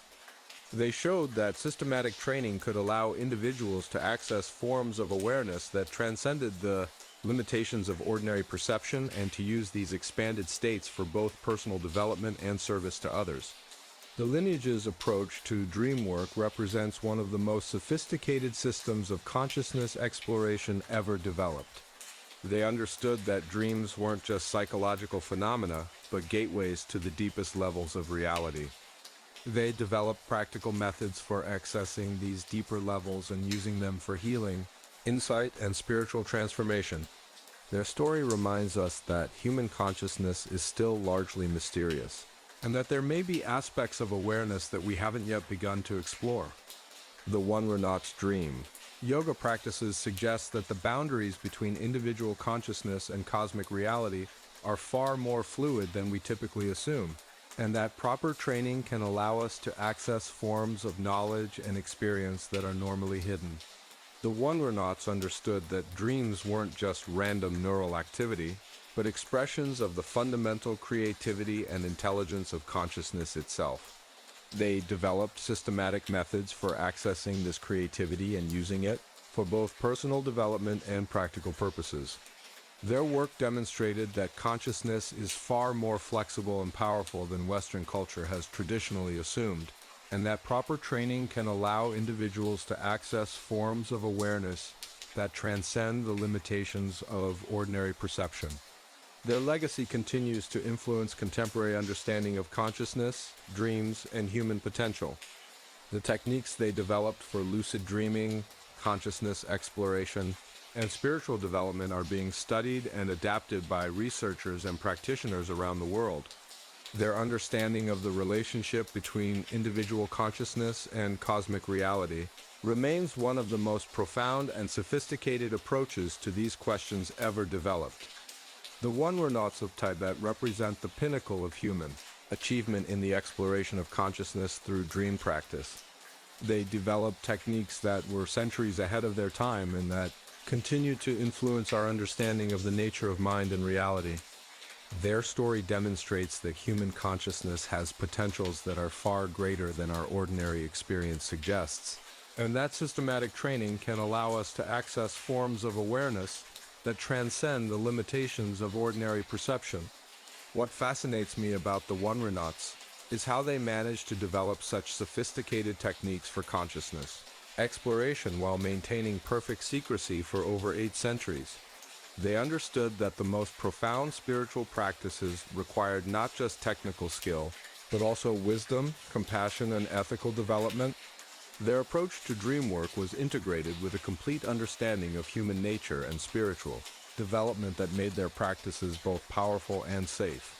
The Wonronauts' understanding of dreams as gateways to the deepest levels of reality represents one of the most sophisticated approaches to consciousness exploration ever developed. They showed that systematic training could allow individuals to access forms of awareness that transcended ordinary perception and to use these expanded states for both personal development and service to others. Their legacy continues to influence contemporary understanding of consciousness, dreams, and human potential, reminding us that we have barely begun to explore the true capabilities of human awareness. Let's shift our focus to colonial America, specifically to Salem, Massachusetts, in 1672. 20 years before the infamous witch trials that would make the town's name synonymous with supernatural hysteria and religious paranoia.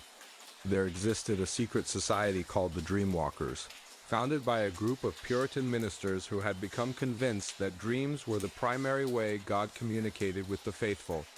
But their interpretation of divine dream communication was, let's say, considerably more liberal than typical Puritan theology. Now, to understand just how radical this was, you need to picture what Puritan Massachusetts was like in 1672.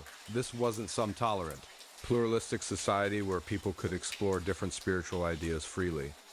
The Puritans had come to New England specifically to create a city upon a hill, a perfect Christian society where every aspect of life was governed by strict biblical principles and where deviation from orthodoxy was considered not just wrong, but literally satanic. The Massachusetts Bay Colony was a theocracy in the truest sense of the word. The ministers weren't just spiritual leaders, they were the ultimate authorities on everything from education to economics to criminal justice. Dancing was forbidden, theatrical performances were banned, and even celebrating Christmas was considered too papist and pagan for proper Christian worship. The idea that God might communicate through dreams in ways that contradicted official church doctrine was about as heretical as you could get. The Dreamwalkers believed that the rigid moral codes of Puritan society were actually preventing proper spiritual development. They taught that through intensive dream practices, believers could achieve direct communion with God that would transcend the need for conventional religious observance. This wasn't just theological speculation. They were developing practical techniques for what they called sanctified dreaming that would allow ordinary people to receive divine revelations without going through official church channels. The society was founded by Reverend Increase Mather, who was already one of the most prominent ministers in colonial Massachusetts, but who had become increasingly dissatisfied with the limitations of conventional Puritan worship. Mather was a brilliant scholar who had studied at Harvard and Trinity College Dublin, and he had become convinced that the Puritan emphasis on predestination and human sinfulness was preventing people from experiencing the kind of direct divine communication that the biblical prophets had enjoyed. Mather's co-founders included several other prominent ministers and wealthy merchants who had become attracted to the idea that dreams could provide access to divine wisdom that wasn't available through conventional religious practices. The group included Cotton Mather's father, yes, that Cotton Mather, who would later become famous for his role in the witch trials, several Harvard-educated ministers, and a number of successful merchants who were looking for spiritual experiences that went beyond the grim, guilt-focused religion of Orthodox Puritanism. The Dreamwalkers' practices were a fascinating blend of Christian mysticism, ancient Greek dream incubation techniques, and what they had learned about Native American vision quests from their contacts with local tribes. They had developed elaborate methods for inducing prophetic dreams that combined Christian prayer with techniques that would have been considered pagan if anyone had known about them. Members would gather in secret, often in the basement of Reverend Mather's home, to practice what they called sanctified dreaming. These sessions would begin with hours of prayer, fasting, and Bible study, but they would culminate in practices that were far removed from anything that would have been approved by the Puritan establishment. The society's rituals involved fasting, meditation, and the consumption of herbal preparations that included ergot-infected rye. Essentially, they were using naturally occurring hallucinogens to induce religious visions. This wasn't unusual for the time period. Ergot poisoning was a common problem in colonial New England, and many people had experienced hallucinations from eating contaminated grain without understanding what was causing them. But the Dreamwalkers were doing this deliberately, using their knowledge of which grains were most likely to contain ergot to create what they called divine bread that would induce the kind of altered states of consciousness that they believed would make them more receptive to divine communication. Members would lie on the floor in a circle, holding hands while they slept, attempting to achieve shared dreams where they could meet with angelic beings and receive divine revelations. The goal was to experience what they called the celestial Jerusalem, a spiritual realm where they could communicate directly with God without the mediation of earthly religious authorities. The dreamwalkers had developed sophisticated techniques for inducing these shared dreams. They would use rhythmic breathing exercises, repetitive prayer, and specific combinations of herbs to synchronize their mental states and increase the likelihood of experiencing collective visions. They believed that by achieving shared dream experiences, they could access divine truths that were unavailable through individual prayer or conventional religious study. The society's most controversial practice was their belief that dreams could provide revelations that superseded biblical authority.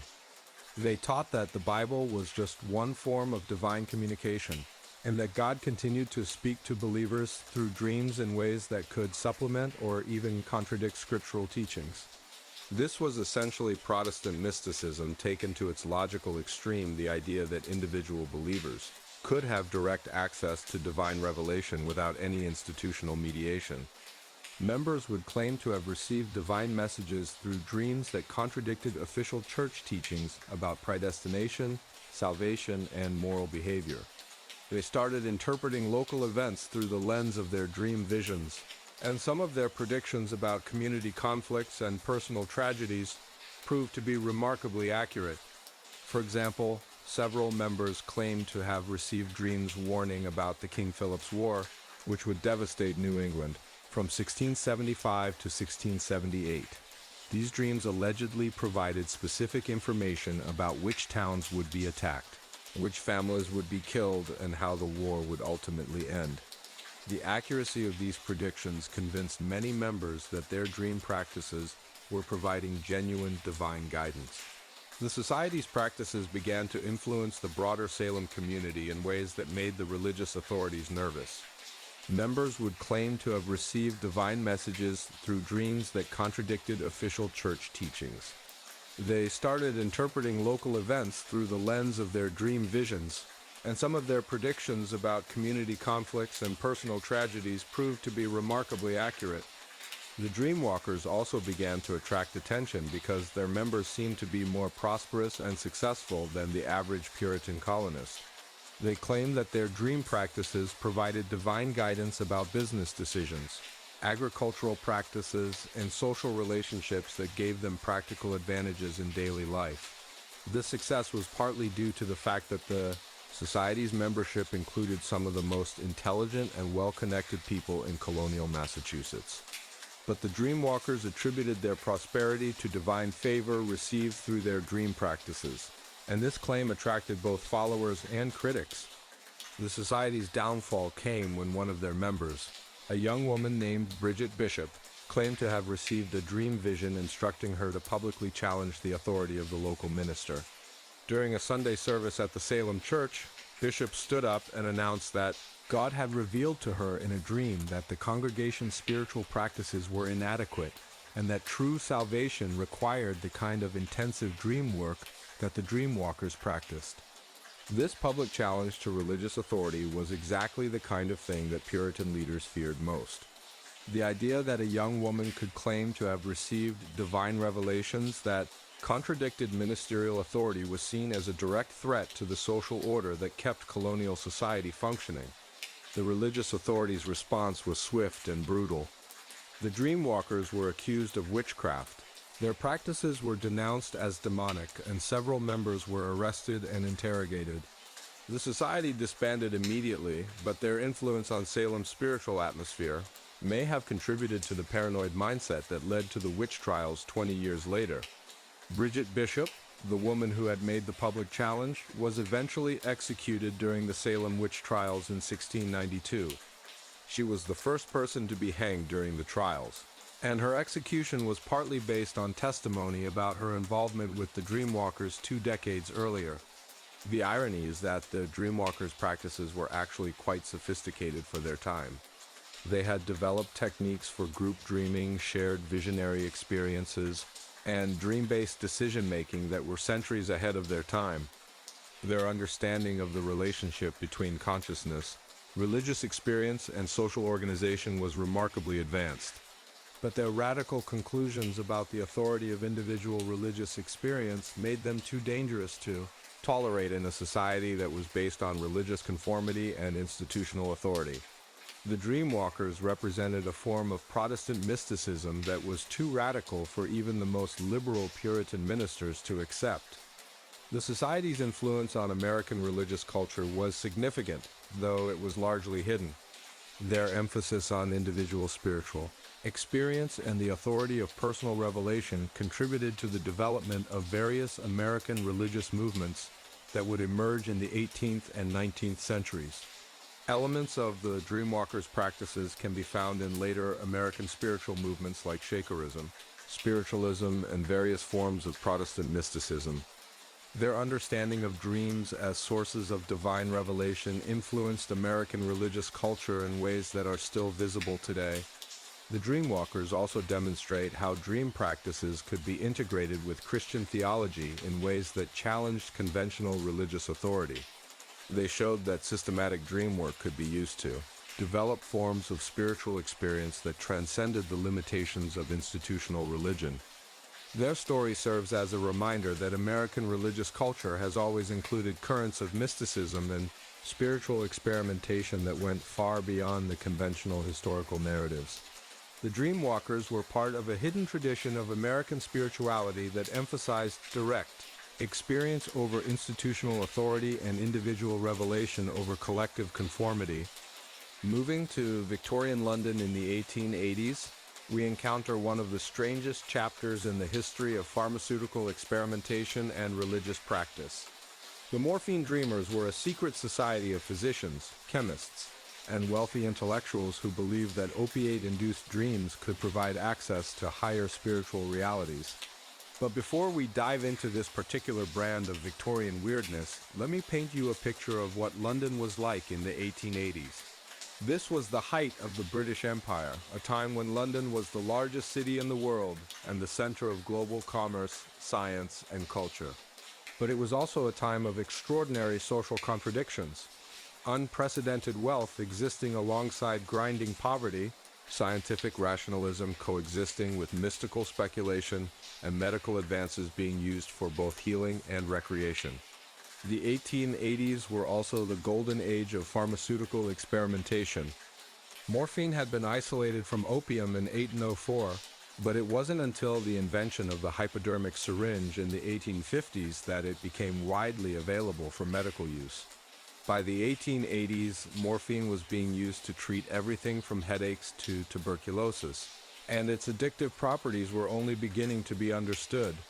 The society was founded by Dr.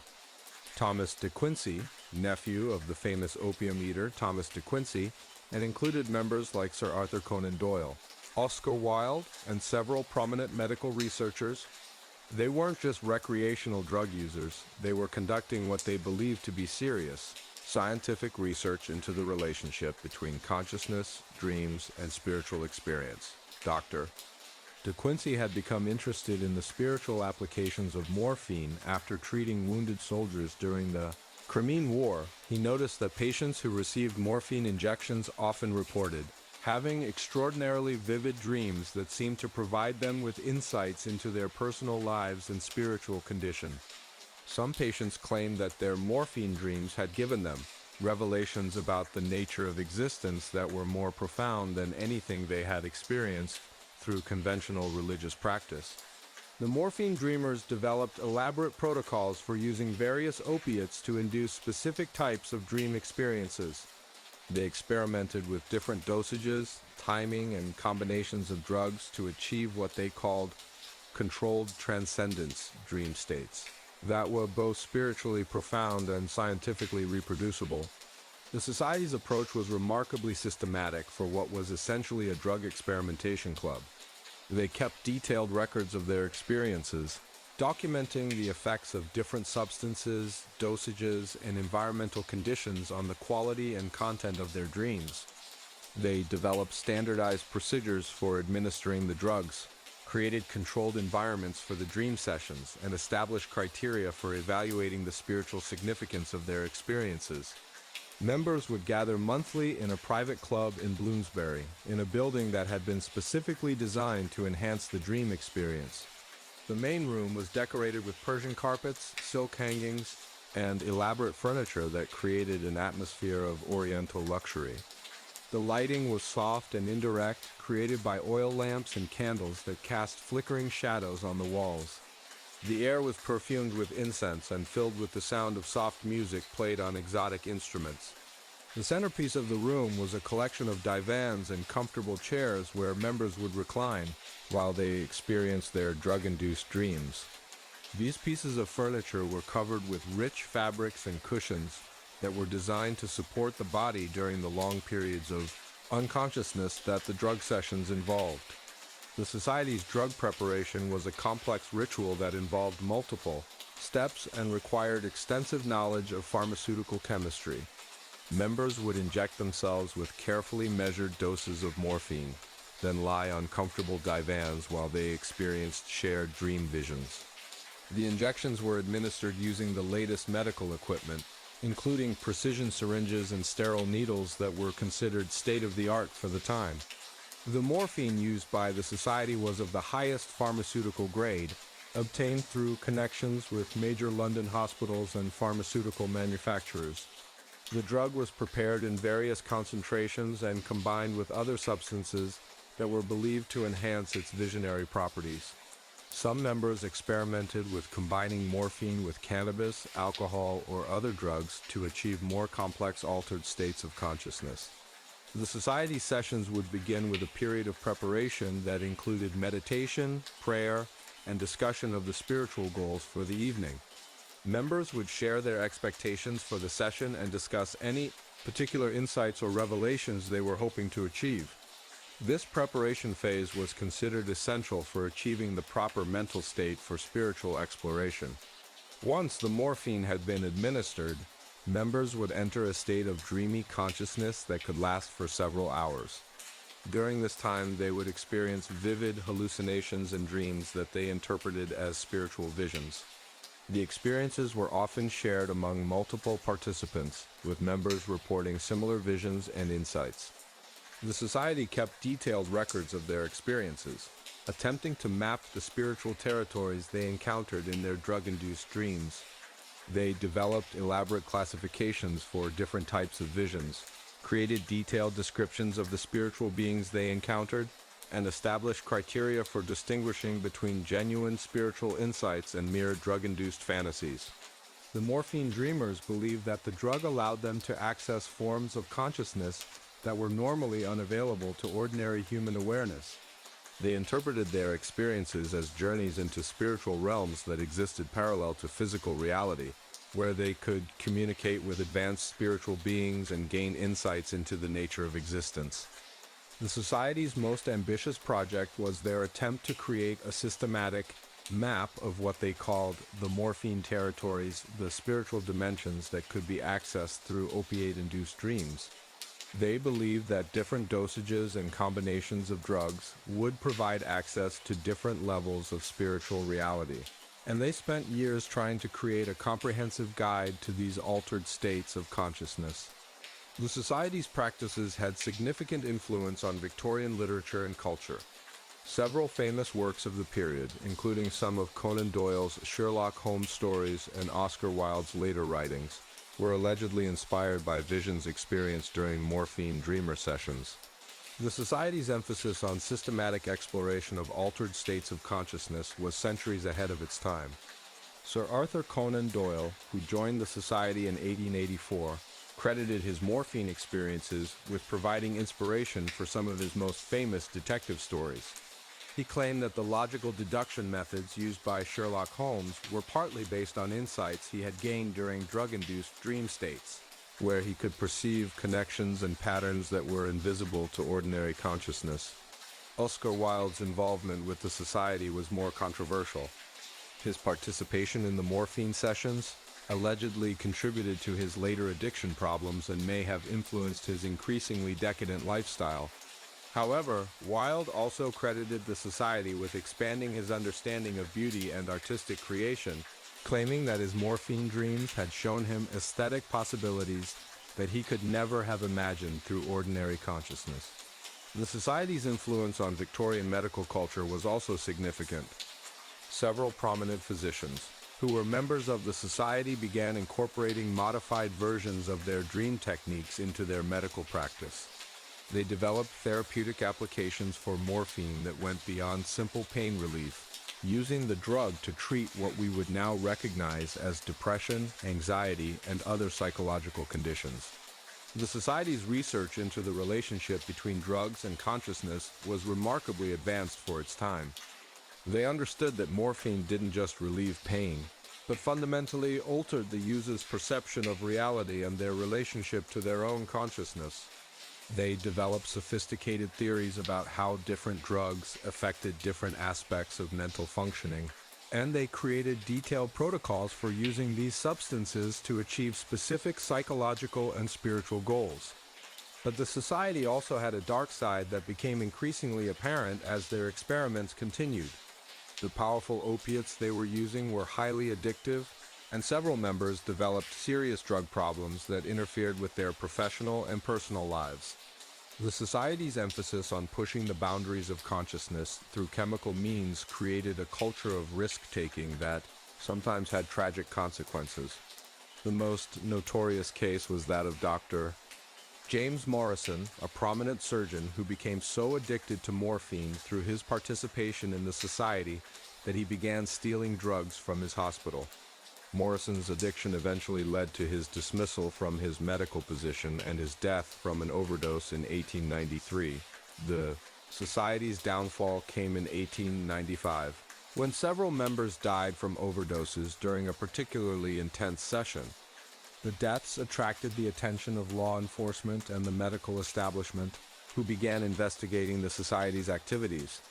The surviving members became concerned about the legal and professional consequences of their involvement, and the Society was quietly disbanded. The dissolution of the morphine dreamers marked the end of one of the most ambitious attempts to use pharmaceutical substances for systematic spiritual exploration. The Society's research into the relationship between drugs, dreams, and consciousness was decades ahead of its time, but their methods were ultimately too dangerous to sustain. The Society's influence on later developments in psychology and neuroscience was significant, though it was largely hidden due to the controversial nature of their research. Their understanding of the relationship between chemical substances and consciousness contributed to the development of modern psychopharmacology and influenced early research into the therapeutic applications of psychoactive drugs. Elements of the Society's approach to consciousness exploration can be found in later developments like the psychedelic research of the 1960s and contemporary studies of altered states of consciousness. Their systematic approach to documenting and analyzing drug-induced experiences provided a model for later researchers who were investigating the relationship between consciousness, spirituality, and chemical substances. The morphine dreamers represented both the promise and the peril of using pharmaceutical substances for consciousness exploration. They demonstrated that systematic drug use could provide access to extraordinary states of consciousness and genuine spiritual insights. But they also showed that such exploration could have serious personal and social consequences. Their story serves as a cautionary tale about the dangers of using powerful psychoactive substances without proper safeguards and medical supervision. But it also demonstrates the human drive to explore the frontiers of consciousness and the potential for pharmaceutical substances to provide access to forms of awareness that are normally unavailable to ordinary human experience. The Society's legacy continues to influence contemporary discussions about the therapeutic applications of psychoactive substances and the relationship between consciousness, spirituality, and chemical intervention. Their work reminds us that the boundaries between medicine, spirituality, and recreational drug use are often more fluid than we might assume, and that the exploration of consciousness through chemical means has both extraordinary potential and serious risks. Here's a story that sounds like science fiction but is actually documented historical fact. During the Cold War, both the United States and the Soviet Union conducted secret research into using dreams for espionage and intelligence gathering. The American program, codenamed Somnium, was run by the CIA and involved attempts to train operatives to gather intelligence through shared dreaming and dream-based remote viewing.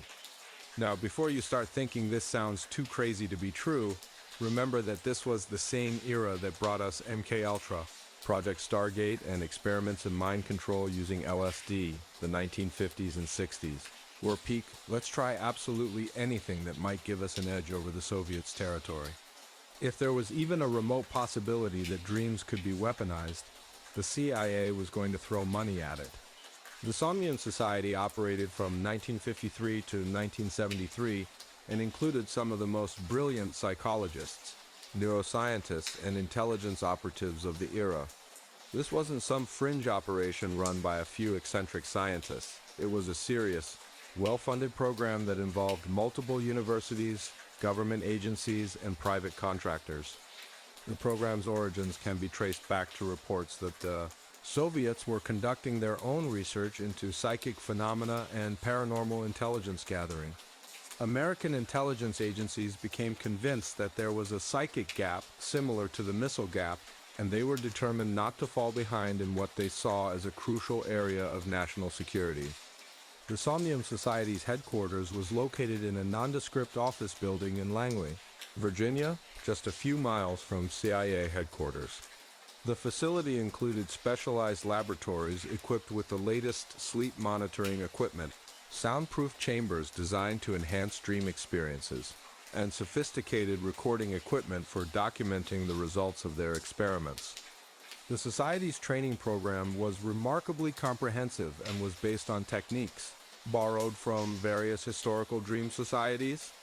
They studied the methods used by the Eleusinian Mysteries, incorporated Golden Dawn astral projection techniques, adapted Native American dream questing practices, and even brought in Tibetan lamas to teach modified versions of dream yoga. The basic training program took 18 months to complete and was so demanding that only about 10% of candidates made it through the full course.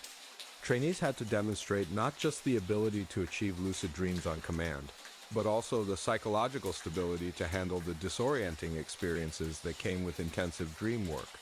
The first phase of training focused on developing basic lucid dreaming abilities. Trainees would spend months learning to recognize the dream state, take control of dream narratives, and maintain conscious awareness during sleep.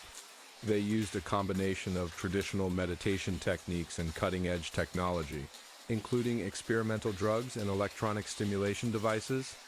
The second phase involved learning to use dream experiences for intelligence gathering. Trainees would attempt to gather information about real-world locations, people, and events through their dreams.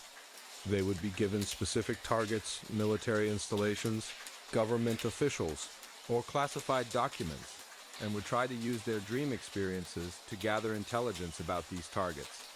The most advanced phase involved shared dreaming and remote viewing techniques. Experienced operatives would attempt to enter synchronized dream states, where they could communicate with each other and coordinate their intelligence gathering efforts.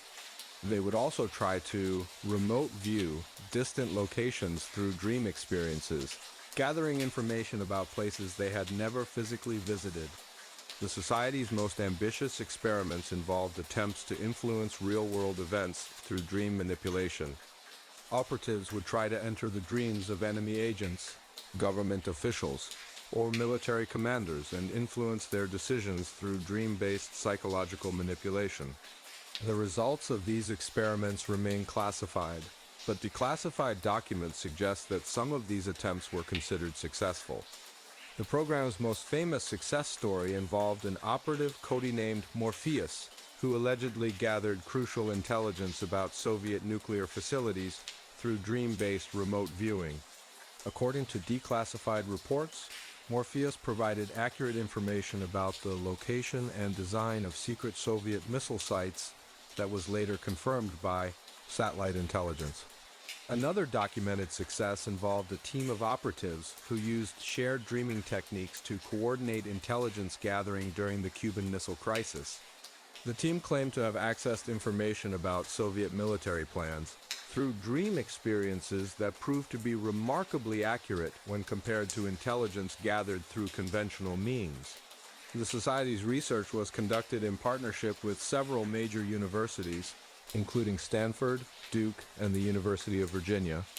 Academic researchers provided scientific credibility to the program and helped develop more sophisticated methods for inducing and controlling dream experiences.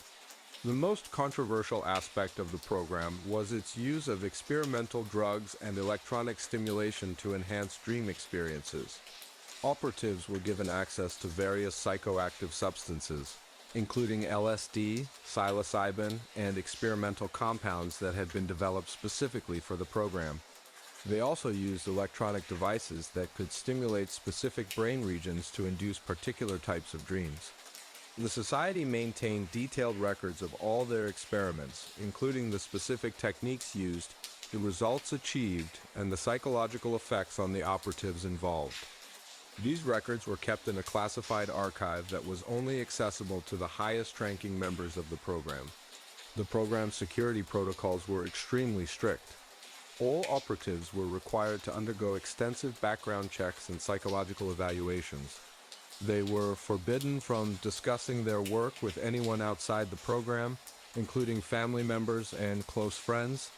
Violation of these security protocols could result in prosecution for treason. The Society's work was conducted under the cover of legitimate psychological research. Official documents described the program as a study of sleep disorders and dream psychology, with no mention of its intelligence applications. This cover story was maintained even within the CIA, with only a small number of senior officials aware of the program's true purpose. The program was officially discontinued in 1973 when congressional investigations revealed the extent of CIA involvement in mind control research. The Church Committee hearings exposed many of the agency's most controversial programs, including MKUltra and related projects. The Somnium Society was quietly shut down, and most of its records were destroyed to prevent further embarrassment. However, declassified documents suggest that some aspects of dream-based intelligence gathering may have continued in unofficial capacities well into the 1980s. Former operatives reported that they were occasionally contacted by government agencies and asked to use their dream techniques for specific intelligence-gathering missions. The program's legacy influenced later developments in consciousness research and the study of altered states of awareness. Many of the techniques developed by the Somnium Society were later adopted by researchers studying lucid dreaming, remote viewing, and other forms of anomalous cognition. Several former operatives went on to become prominent figures in the consciousness research community. They established research institutes, wrote books about their experiences, and continued to investigate the practical applications of dream-based intelligence gathering in civilian contexts. The Somnium Society's work also influenced the development of modern sleep research and the scientific study of dreams. The program's extensive documentation of dream experiences and their correlation with real-world events provided valuable data for researchers, studying the relationship between consciousness and reality. Despite the program's official termination, interest in dream-based intelligence gathering persisted within certain segments of the intelligence community. Some researchers continued to investigate the possibility that dreams could provide access to information that was unavailable through conventional means. The Society's story raises important questions about the ethics of using consciousness-altering techniques for intelligence purposes. Many of the operatives who participated in the program suffered long-term psychological effects from their involvement, including chronic insomnia, anxiety disorders, and difficulty distinguishing between dream experiences and reality. The program also highlighted the potential risks of combining cutting-edge neuroscience with intelligence operations. The use of experimental drugs and electronic stimulation devices created serious health risks for the operatives involved, and the long-term effects of these techniques were not well understood at the time. The Somnium Society represents one of the most ambitious attempts in modern history to use dreams for practical intelligence gathering. While the program's ultimate effectiveness remains classified, it demonstrated that systematic dream work could be integrated with sophisticated technology and scientific methodology to create new forms of information gathering. The Society's work also showed that the boundaries between consciousness, reality, and information are far more fluid than conventional thinking assumes. Their experiments suggested that dreams might provide access to forms of knowledge that are normally unavailable to waking consciousness, and that proper training could allow individuals to use these experiences for practical purposes. The program's influence on contemporary consciousness research continues to be felt today. Modern researchers studying remote viewing, precognition, and other forms of anomalous cognition often reference the techniques and findings that emerged from the Somnium Society's work. The Society's story serves as a reminder that the exploration of consciousness has always been intertwined with questions of power, control, and national security. The techniques they developed for dream-based intelligence gathering represented a form of consciousness, technology that had both extraordinary potential and serious risks. Whether the Somnium Society's experiments actually provided useful intelligence remains a matter of debate, but their work demonstrated that dreams could be studied scientifically, that consciousness could be systematically altered and directed, and that the boundaries between individual awareness and collective reality were far more permeable than most people assumed. The Society's legacy continues to influence discussions about the nature of consciousness, the possibilities of psychic phenomena, and the ethics of using altered states of awareness for intelligence purposes. Their story reminds us that the human mind has capabilities that we are only beginning to understand, and that the exploration of these capabilities will continue to raise important questions about the nature of reality itself. Our final secondary story brings us to the present day and involves something that's technically still classified, so I'll have to be careful about details. But there are credible reports of a secret society operating within major tech companies that's attempting to use artificial intelligence and virtual reality to recreate the kind of shared dreaming experiences that historical societies achieve through ritual and drugs. Now, before you start thinking this sounds like some Silicon Valley fever dream, remember that we're talking about an industry that's already given us everything from brain-computer interfaces to AI, chatbots that can pass the Turing test.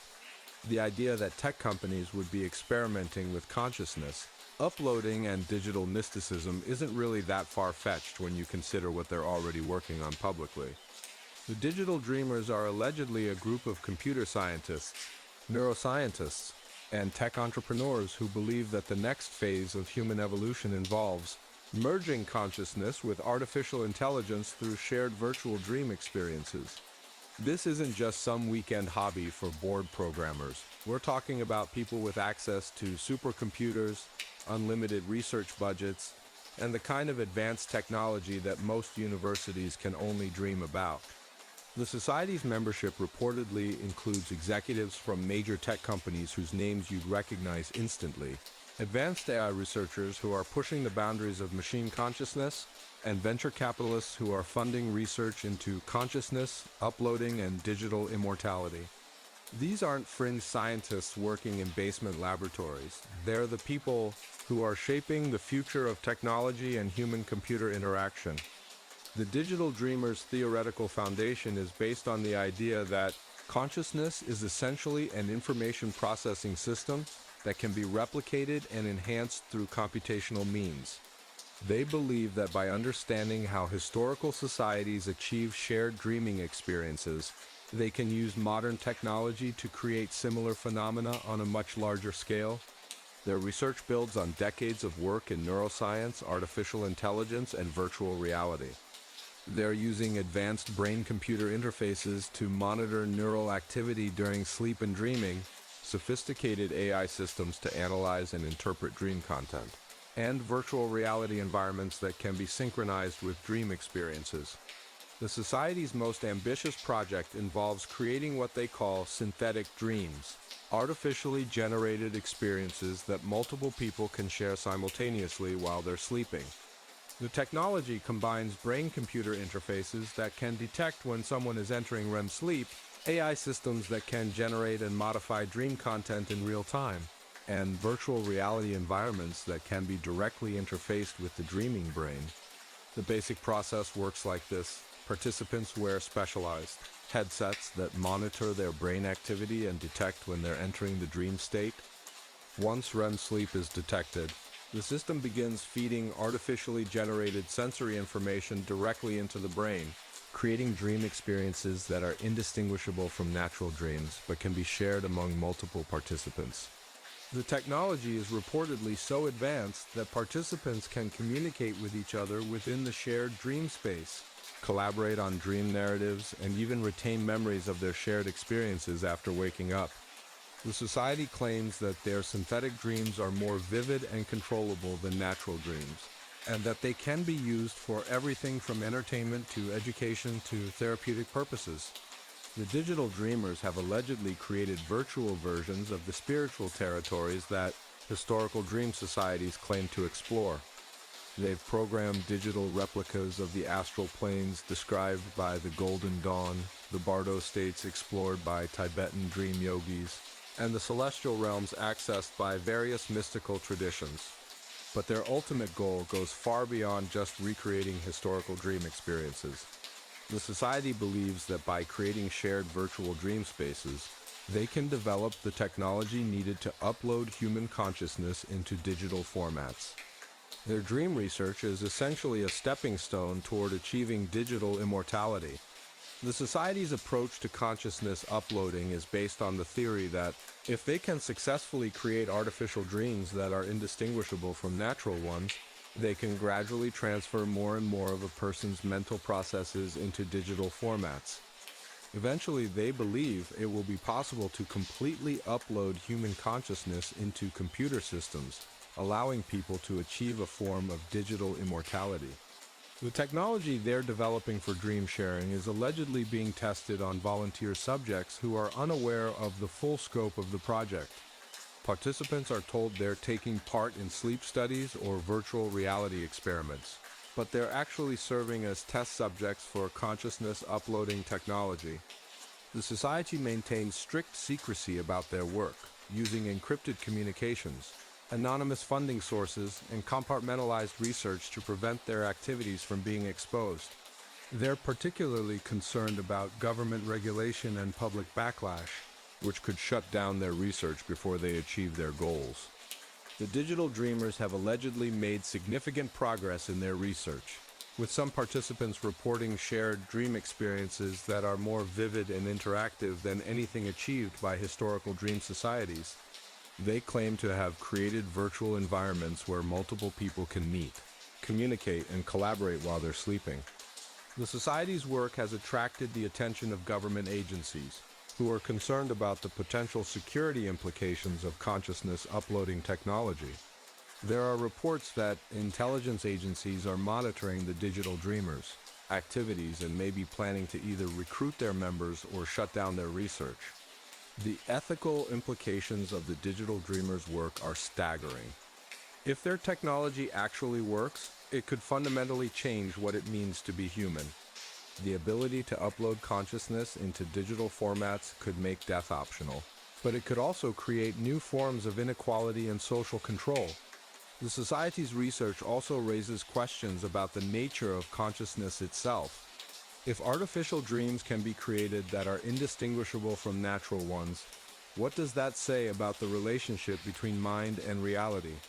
Are we nothing more than information processing systems? Or is there something irreducibly mysterious about consciousness that can't be replicated through technology? The digital dreamers represent the latest chapter in humanity's ongoing quest to understand and manipulate consciousness through technological means. Like the historical societies we've discussed, they're using the most advanced tools available to explore the frontiers of human awareness and to push the boundaries of what's possible. But unlike their historical predecessors, the digital dreamers have access to technology that could actually achieve the goals that previous societies only dreamed about.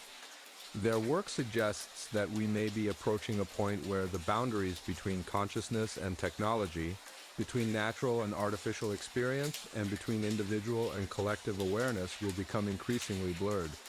The society's ultimate success or failure remains to be seen, but their work demonstrates that the human drive to explore consciousness and to transcend the limitations of ordinary awareness continues to evolve with each new generation of technology. Whether their vision of digital immortality and synthetic dreams will prove to be achievable or just another technological fantasy remains one of the most intriguing questions of our time. The digital dreamer's story serves as a reminder that the exploration of consciousness has always been intertwined with the cutting-edge technology of each era. From the herb-induced visions of ancient societies to the sophisticated brain-computer interfaces of the modern world, humans have consistently sought to use the most advanced tools available to explore the mysteries of awareness and reality. Their work also highlights the continuing relevance of historical dream societies and their techniques. By studying how previous generations achieved shared dreaming experiences, the digital dreamers are finding inspiration for creating new forms of consciousness technology that could transform human experience in ways that were previously unimaginable. Whether the digital dreamers will ultimately succeed in their goals of consciousness, uploading, and digital immortality remains to be seen. But their work demonstrates that the ancient human quest to understand and manipulate consciousness through shared dreaming experiences continues to evolve and adapt to new technological possibilities. The society's story reminds us that we are living through a period of unprecedented technological advancement that could fundamentally alter the nature of human consciousness and experience. The techniques developed by historical dream societies may soon be enhanced and amplified by artificial intelligence, virtual reality, and brain-computer interfaces in ways that could create entirely new forms of human awareness and connection. Throughout human history, dreams have been understood not just as personal experiences, but as gateways to spiritual realities that existed beyond ordinary consciousness. The secret societies we've discussed tonight were part of a much larger tradition of dream-based spiritual practice that spans cultures, continents, and millennia. In ancient Mesopotamia, the earliest recorded civilization, dreams were considered direct communications from the gods. The Babylonians developed the first known system of dream interpretation around 3000 BCE, and their temples included special chambers where priests would sleep in order to receive divine visions. These weren't just individual experiences. Babylonian dream practice was inherently communal, with groups of priests working together to interpret the spiritual significance of their shared dream experiences. The Babylonians understood that certain physical conditions could enhance dream experiences. They built dream chambers in their ziggurats, underground rooms with specific acoustic properties, particular orientations to celestial bodies, and environments designed to induce the kind of altered states that would make divine communication more likely. These chambers were the predecessors of the elaborate dream facilities we saw in places like Eleusis and the Golden Dawn temples. The Egyptians took dream practice even further, developing elaborate rituals for what they called incubation dreaming, deliberately inducing dreams for specific purposes like healing, divination, and communication with the dead. The temples of Serapis were essentially ancient dream hospitals, where people would come to receive healing through therapeutic dreams guided by trained priests. Egyptian dream practice was remarkably sophisticated in its understanding of what we might call dream architecture, the idea that physical spaces could be designed to enhance and direct dream experiences. Egyptian temples were constructed with specific acoustic properties, lighting conditions, and spatial arrangements that were believed to influence the dreams of anyone who slept within them. In ancient Greece, dreams were understood as a form of divine communication, but the Greeks developed a more philosophical approach to dream interpretation. They were the first culture to systematically study the relationship between dreams and consciousness, and their insights influenced Western thinking about the nature of mind and reality for centuries. The Greeks understood that dreams weren't just random neural activity, but meaningful experiences that could provide insight into both personal psychology and cosmic truths. They developed the concept of the oniric realm, a spiritual dimension that existed parallel to physical reality and could be accessed through proper dream practices. Greek mystery schools like the Eleusinians used dreams as the foundation of their religious practice, but they also developed sophisticated theories about how dreams actually worked. They believed that during sleep, the soul could temporarily separate from the body and travel to other dimensions of reality, gathering information and experiences that would be impossible to obtain through ordinary consciousness. The Greeks also understood the importance of preparation for dream work. The Eleusinian initiates underwent months of purification, fasting, and psychological preparation before they were allowed to participate in the sacred sleep rituals. This preparation wasn't just spiritual, it was practical, designed to create the optimal mental and physical conditions for receiving divine communications through dreams. Moving to the medieval period, we see how Christian culture both embraced and struggled with dream-based spiritual practice. On one hand, the Bible contains numerous examples of divine communication through dreams, from Joseph's prophetic visions to the angel's message to Mary. On the other hand, the church was deeply suspicious of any spiritual practice that seemed to bypass official religious authority. Medieval Christian dream practice developed along two parallel tracks.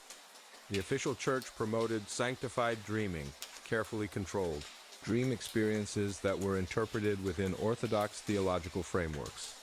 But there was also a rich tradition of underground dream practice that drew on pagan, Islamic and Jewish sources to develop more radical approaches to dream-based spirituality.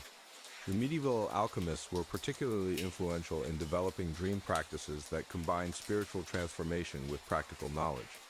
They believed that the secrets of physical and spiritual transformation could be revealed through properly interpreted dreams, and they developed elaborate symbolic systems for understanding the relationship between dream imagery and natural processes. Medieval monasteries kept detailed records of monks' dreams, treating them as important spiritual data that could provide insights into God's will and the spiritual development of the community. These dream journals show that medieval people had remarkably sophisticated ideas about the psychology of dreams. Even though they explained everything in religious terms, Islamic culture developed perhaps the most sophisticated theoretical framework for understanding dreams and their spiritual significance. Islamic dream interpretation was based on detailed analysis of the Quran and Hadith, but it also incorporated influences from Persian, Indian, and pre-Islamic Arabian traditions. The great Islamic scholar Ibn Sina, known in the West as Avicenna, developed a comprehensive theory of dreams that influenced both Islamic and Western thought for centuries. He argued that dreams were a form of knowledge that could provide access to truths that were impossible to obtain through ordinary reasoning or sensory experience. Islamic Sufi orders developed elaborate dream practices that were designed to facilitate direct experience of divine reality. These practices involved not just individual dream work, but group rituals where multiple practitioners would attempt to achieve shared mystical experiences through synchronized dreaming. The Islamic understanding of dreams was also remarkably practical. Sufi masters would use dream interpretation to guide their students' spiritual development, to diagnose psychological and spiritual problems, and to provide practical advice about daily life. Dreams were considered a form of divine guidance that could help believers navigate the complexities of spiritual and worldly existence. In the Far East, Chinese and Japanese cultures developed dream practices that were deeply integrated with their philosophical and medical traditions. Chinese dream practice was based on the understanding that dreams reflected the balance or imbalance of QI, life energy, within the body, and that proper dream experiences could be used for both healing and spiritual development.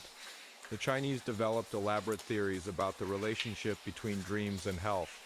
They believed that different types of dreams indicated different kinds of physical and psychological imbalances, and they used dream analysis as a diagnostic tool for traditional medicine.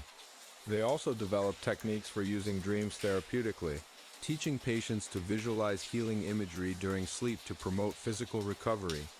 Japanese Shinto and Buddhist traditions developed sophisticated methods for using dreams in spiritual practice. The Japanese concept of yum, dream, encompassed not just sleeping dreams, but all forms of non-ordinary consciousness, including meditation states, visionary experiences, and mystical insights. The Japanese developed the practice of yum no kuni, dream country, a systematic approach to exploring the spiritual dimensions that could be accessed through dream experiences. This practice influenced the development of Japanese arts, literature, and philosophy for centuries. Modern Western culture has largely lost touch with the spiritual dimensions of dream experience. But the scientific study of dreams has revealed aspects of consciousness that ancient dream societies understood intuitively. Contemporary neuroscience has shown that dreams involve complex processing of memory, emotion, and sensory information that can produce genuine insights and creative solutions. Research into lucid dreaming has demonstrated that conscious awareness can be maintained during sleep, validating claims that ancient dream practitioners made about their ability to explore and control dream experiences. Studies of shared dreaming have provided tantalizing evidence that consciousness might not be as individual and isolated as we typically assume. The modern field of consciousness studies has begun to take seriously the possibility that dreams might provide access to forms of knowledge and experience that can't be obtained through ordinary waking consciousness. This research is still in its early stages, but it's already challenging conventional assumptions about the nature of mind and reality. Modern sleep research has also revealed that our brains are far more active during sleep than scientists previously understood. We now know that sleep isn't just a passive state of rest, but an active process where our brains are consolidating memories, processing emotions, and making connections between seemingly unrelated pieces of information. What's particularly fascinating is how consistent certain aspects of dream practice have been across cultures and historical periods. The basic techniques for inducing lucid dreams, the methods for achieving shared dream experiences, and the understanding of dreams as spiritual gateways have appeared independently in societies that had no contact with each other. This suggests that there might be something fundamental about the relationship between consciousness and dreaming that transcends cultural conditioning. The secret societies we've discussed tonight were all tapping into the same basic human capacity for using dreams as tools for transcendence and transformation. Different cultures have also developed various practices for either encouraging or preventing prophetic dreams. Some Native American traditions include specific rituals for dream quests where individuals seek visions of future events through fasting, meditation, and spiritual preparation. Other cultures have developed elaborate protective practices designed to prevent unwanted prophetic visions. What's interesting is that across cultures, there seems to be an understanding that prophetic dreams often come with a psychological cost. People who regularly have accurate prophetic dreams frequently report feeling burdened by knowledge they can't act on, or traumatized by experiencing their own or others' deaths repeatedly in their dreams. The more you study prophetic dreams throughout history, the more you realize how little we really understand about consciousness, time, and the relationship between mind and reality. We can measure brainwaves during sleep, we can analyze the biochemistry of dreaming, we can study the psychology of pattern recognition. But we still can't explain why some people occasionally wake up with accurate information about events that haven't happened yet. Maybe that's okay. Maybe some mysteries are meant to remain mysterious. Maybe prophetic dreams exist at the intersection of consciousness and reality in ways that our current scientific understanding isn't equipped to explain, and maybe that's exactly as it should be. What we do know is that throughout human history, in every culture and time period, some people have reported dreams that later came true with remarkable accuracy. The stories are too consistent, too widespread, and sometimes too well documented to dismiss entirely. They represent a persistent aspect of human experience that transcends cultural boundaries and historical periods. Whether these dreams represent genuine precognitive abilities, enhanced pattern recognition, or something else entirely, they remind us that consciousness itself is still largely mysterious. We don't fully understand how our brains create subjective experience, how memory works, or how we process information during sleep. Prophetic dreams might be just one example of capabilities that our consciousness possesses, but that we haven't yet learned to understand or control. Before we drift off into whatever dreams await us tonight, let me share a few lesser-known stories about secret societies and dream practices that have been lost to history, cases that are just as fascinating as the famous ones, but that most people have never heard about. The Morpheus Guild, Renaissance Italy's artistic dream society in Florence, Italy, during the height of the Renaissance around 1480, There existed a secret society of artists, philosophers, and wealthy patrons who believed that the greatest artistic inspiration came through systematic dream practice. The Morpheus Guild, as they called themselves, included members like Sandro Botticelli, Marsilio Ficino, and possibly even Leonardo da Vinci himself. Picture Renaissance Florence, not just the birthplace of the Renaissance, but a city where art, science, and mysticism were considered different aspects of the same divine truth. The Medici family had created an environment where brilliant minds could explore the frontiers of human knowledge without fear of religious persecution, and the Morpheus Guild emerged from this unique cultural atmosphere. The Guild's members would gather in a private villa in the hills outside Florence, surrounded by olive groves and cypress trees that created a natural amphitheater for their dream work. The villa had been specifically modified for their practices, with underground chambers designed to enhance dream experiences and gardens, planted with herbs that were believed to facilitate visionary states. The society's rituals involved elaborate preparations that combined Christian prayer with techniques derived from ancient Greek mystery religions and Islamic dream practices that had been brought to Italy through trade connections with the Ottoman Empire. Members would fast for days, consume herbal preparations that included mild psychoactive substances, and engage in collective dream sessions designed to receive artistic visions directly from what they called the divine imagination. The Guild had developed sophisticated techniques for inducing dreams that would provide specific artistic inspiration.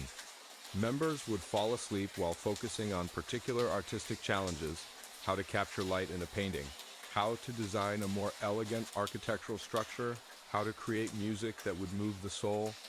They would wake up with detailed visions of paintings, sculptures, or architectural designs that they would then bring into physical reality. The Society's influence on Renaissance art was enormous. Many of the period's most famous works were allegedly inspired by visions received during Guild dream sessions. Botticelli's Birth of Venus was said to have come from a dream vision of the goddess herself, emerging from the sea in exactly the pose and setting that would later appear in the painting. Ficino's Platonic Academy was founded based on philosophical insights received through Guild dream practices, and several of Leonardo's most innovative designs were allegedly inspired by technical visions received during the Society's dream rituals. The Guild operated for nearly 50 years before dissolving due to political changes in Florence and the increasing influence of religious reformers who were suspicious of any practices that seemed to blend Christian and pagan elements. But their understanding of dreams as sources of artistic inspiration influenced European art for centuries, and their techniques for creative dreaming are still used by artists and writers today. The Oniric philosophers, Enlightenment France's Rational Dream Society during the French Enlightenment. In the 1750s, a group of philosophers and scientists in Paris formed a secret society dedicated to studying dreams through rational, scientific methods. The Oniric philosophers, led by Denis Diderot and including members like Baron d'Holbach and Julien Offray de la Mettrie, believed that dreams could be understood as natural phenomena that could be studied and potentially controlled through scientific investigation.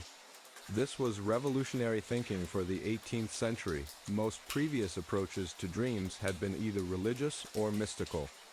The Oniric philosophers were among the first to treat dreams as psychological phenomena that could be studied using the same rational methods that were being applied to physics, chemistry, and biology. The Society's approach was remarkably systematic for its time. Instead of treating dreams as supernatural experiences, they attempted to understand them as products of natural brain processes that could be influenced through environmental manipulation, dietary changes, and behavioral conditioning. They conducted controlled experiments in dream modification, keeping detailed records of their results and developing theories about the relationship between consciousness, memory, and dream content. The Oniric philosophers developed techniques for influencing dream content through what they called rational dream preparation, specific combinations of reading, meditation, and environmental conditioning that would increase the likelihood of experiencing particular types of dreams.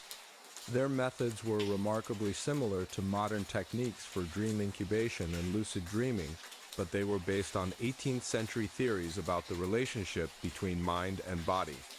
The Society's research influenced the development of modern psychology and neuroscience, but their work was largely forgotten during the political upheavals of the French Revolution. Some of their manuscripts survived and influenced later researchers, but their systematic approach to dream study wouldn't be fully appreciated until the 20th century. The Oniric philosophers also developed early theories about the relationship between dreams and creativity.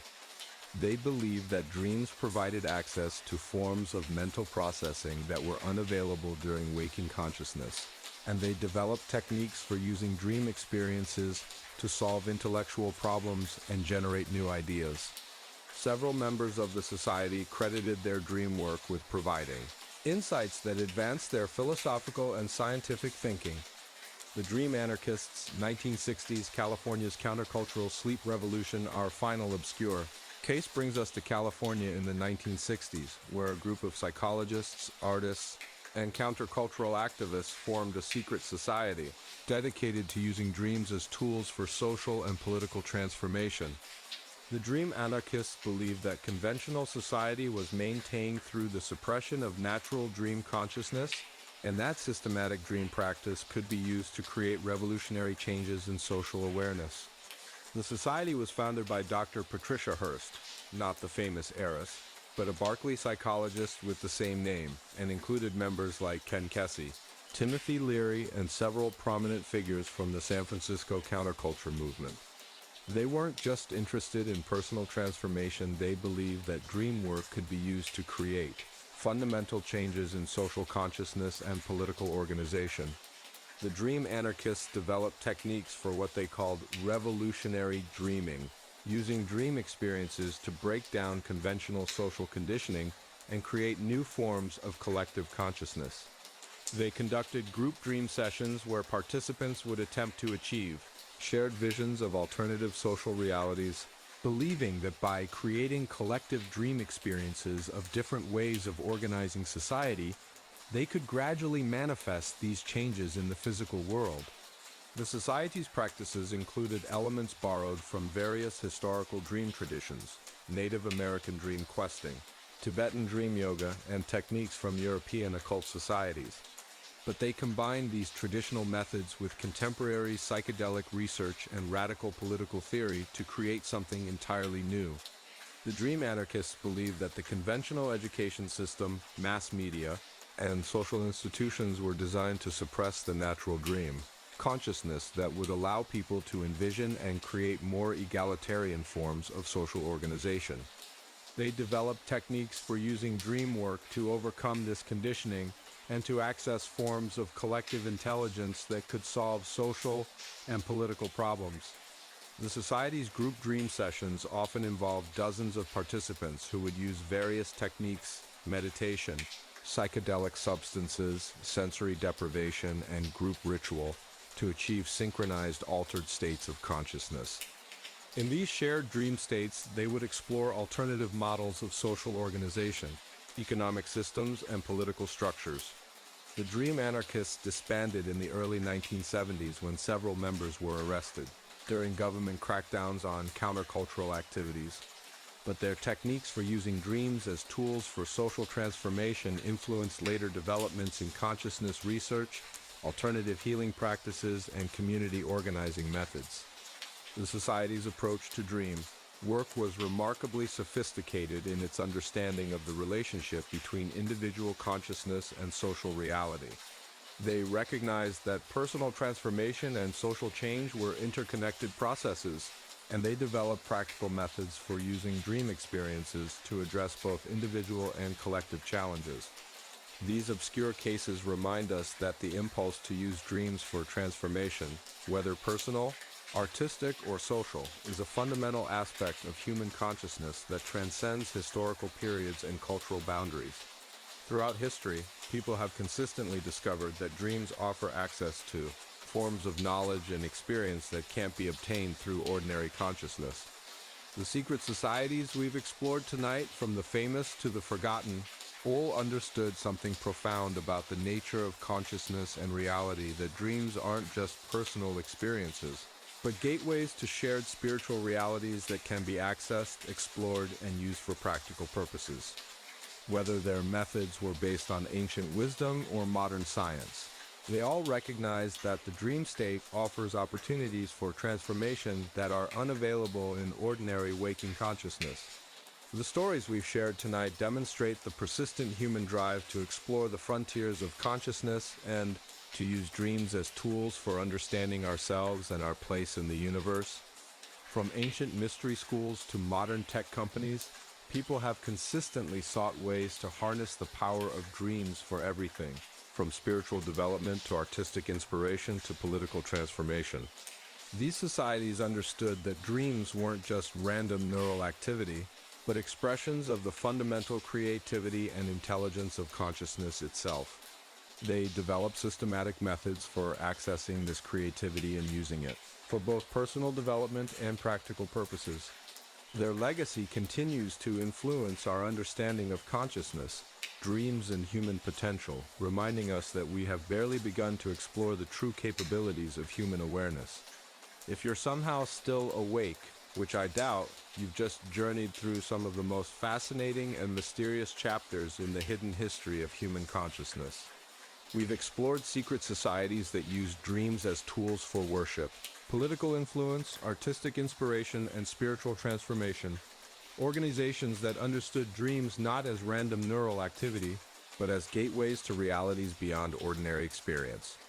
These stories raise profound questions about the nature of consciousness, reality, and human potential. What if the secret societies we've discussed tonight were right? What if dreams really are gateways to other dimensions of experience? What if the techniques they developed for shared dreaming, lucid dreaming, and dream-based transformation could be used to address contemporary challenges in psychology, spirituality, and social organization? I'd love to hear your thoughts about these stories, especially if you've had experiences with lucid dreaming, shared dreams, or any other unusual dream phenomena. Drop a comment below and let me know where you're tuning in from tonight. Are you in a quiet suburban bedroom, a bustling city apartment, or somewhere else entirely? And if you've ever had dreams that felt like they connected you to something larger than yourself, well, maybe you're more in touch with these ancient traditions than you realize. The truth is, we may never fully understand the relationship between consciousness, dreams, and reality. But the secret societies we've explored tonight remind us that human consciousness is capable of far more than we typically imagine. Whether through ancient ritual practices or modern scientific methods, people have consistently discovered that dreams offer access to forms of knowledge and experience that can transform both individual lives and entire societies. Sweet dreams, everyone. And remember, while you're sleeping tonight, you're entering a realm that countless secret societies throughout history have considered sacred, mysterious, and infinitely powerful. Pay attention to what you encounter there. See you in your dreams.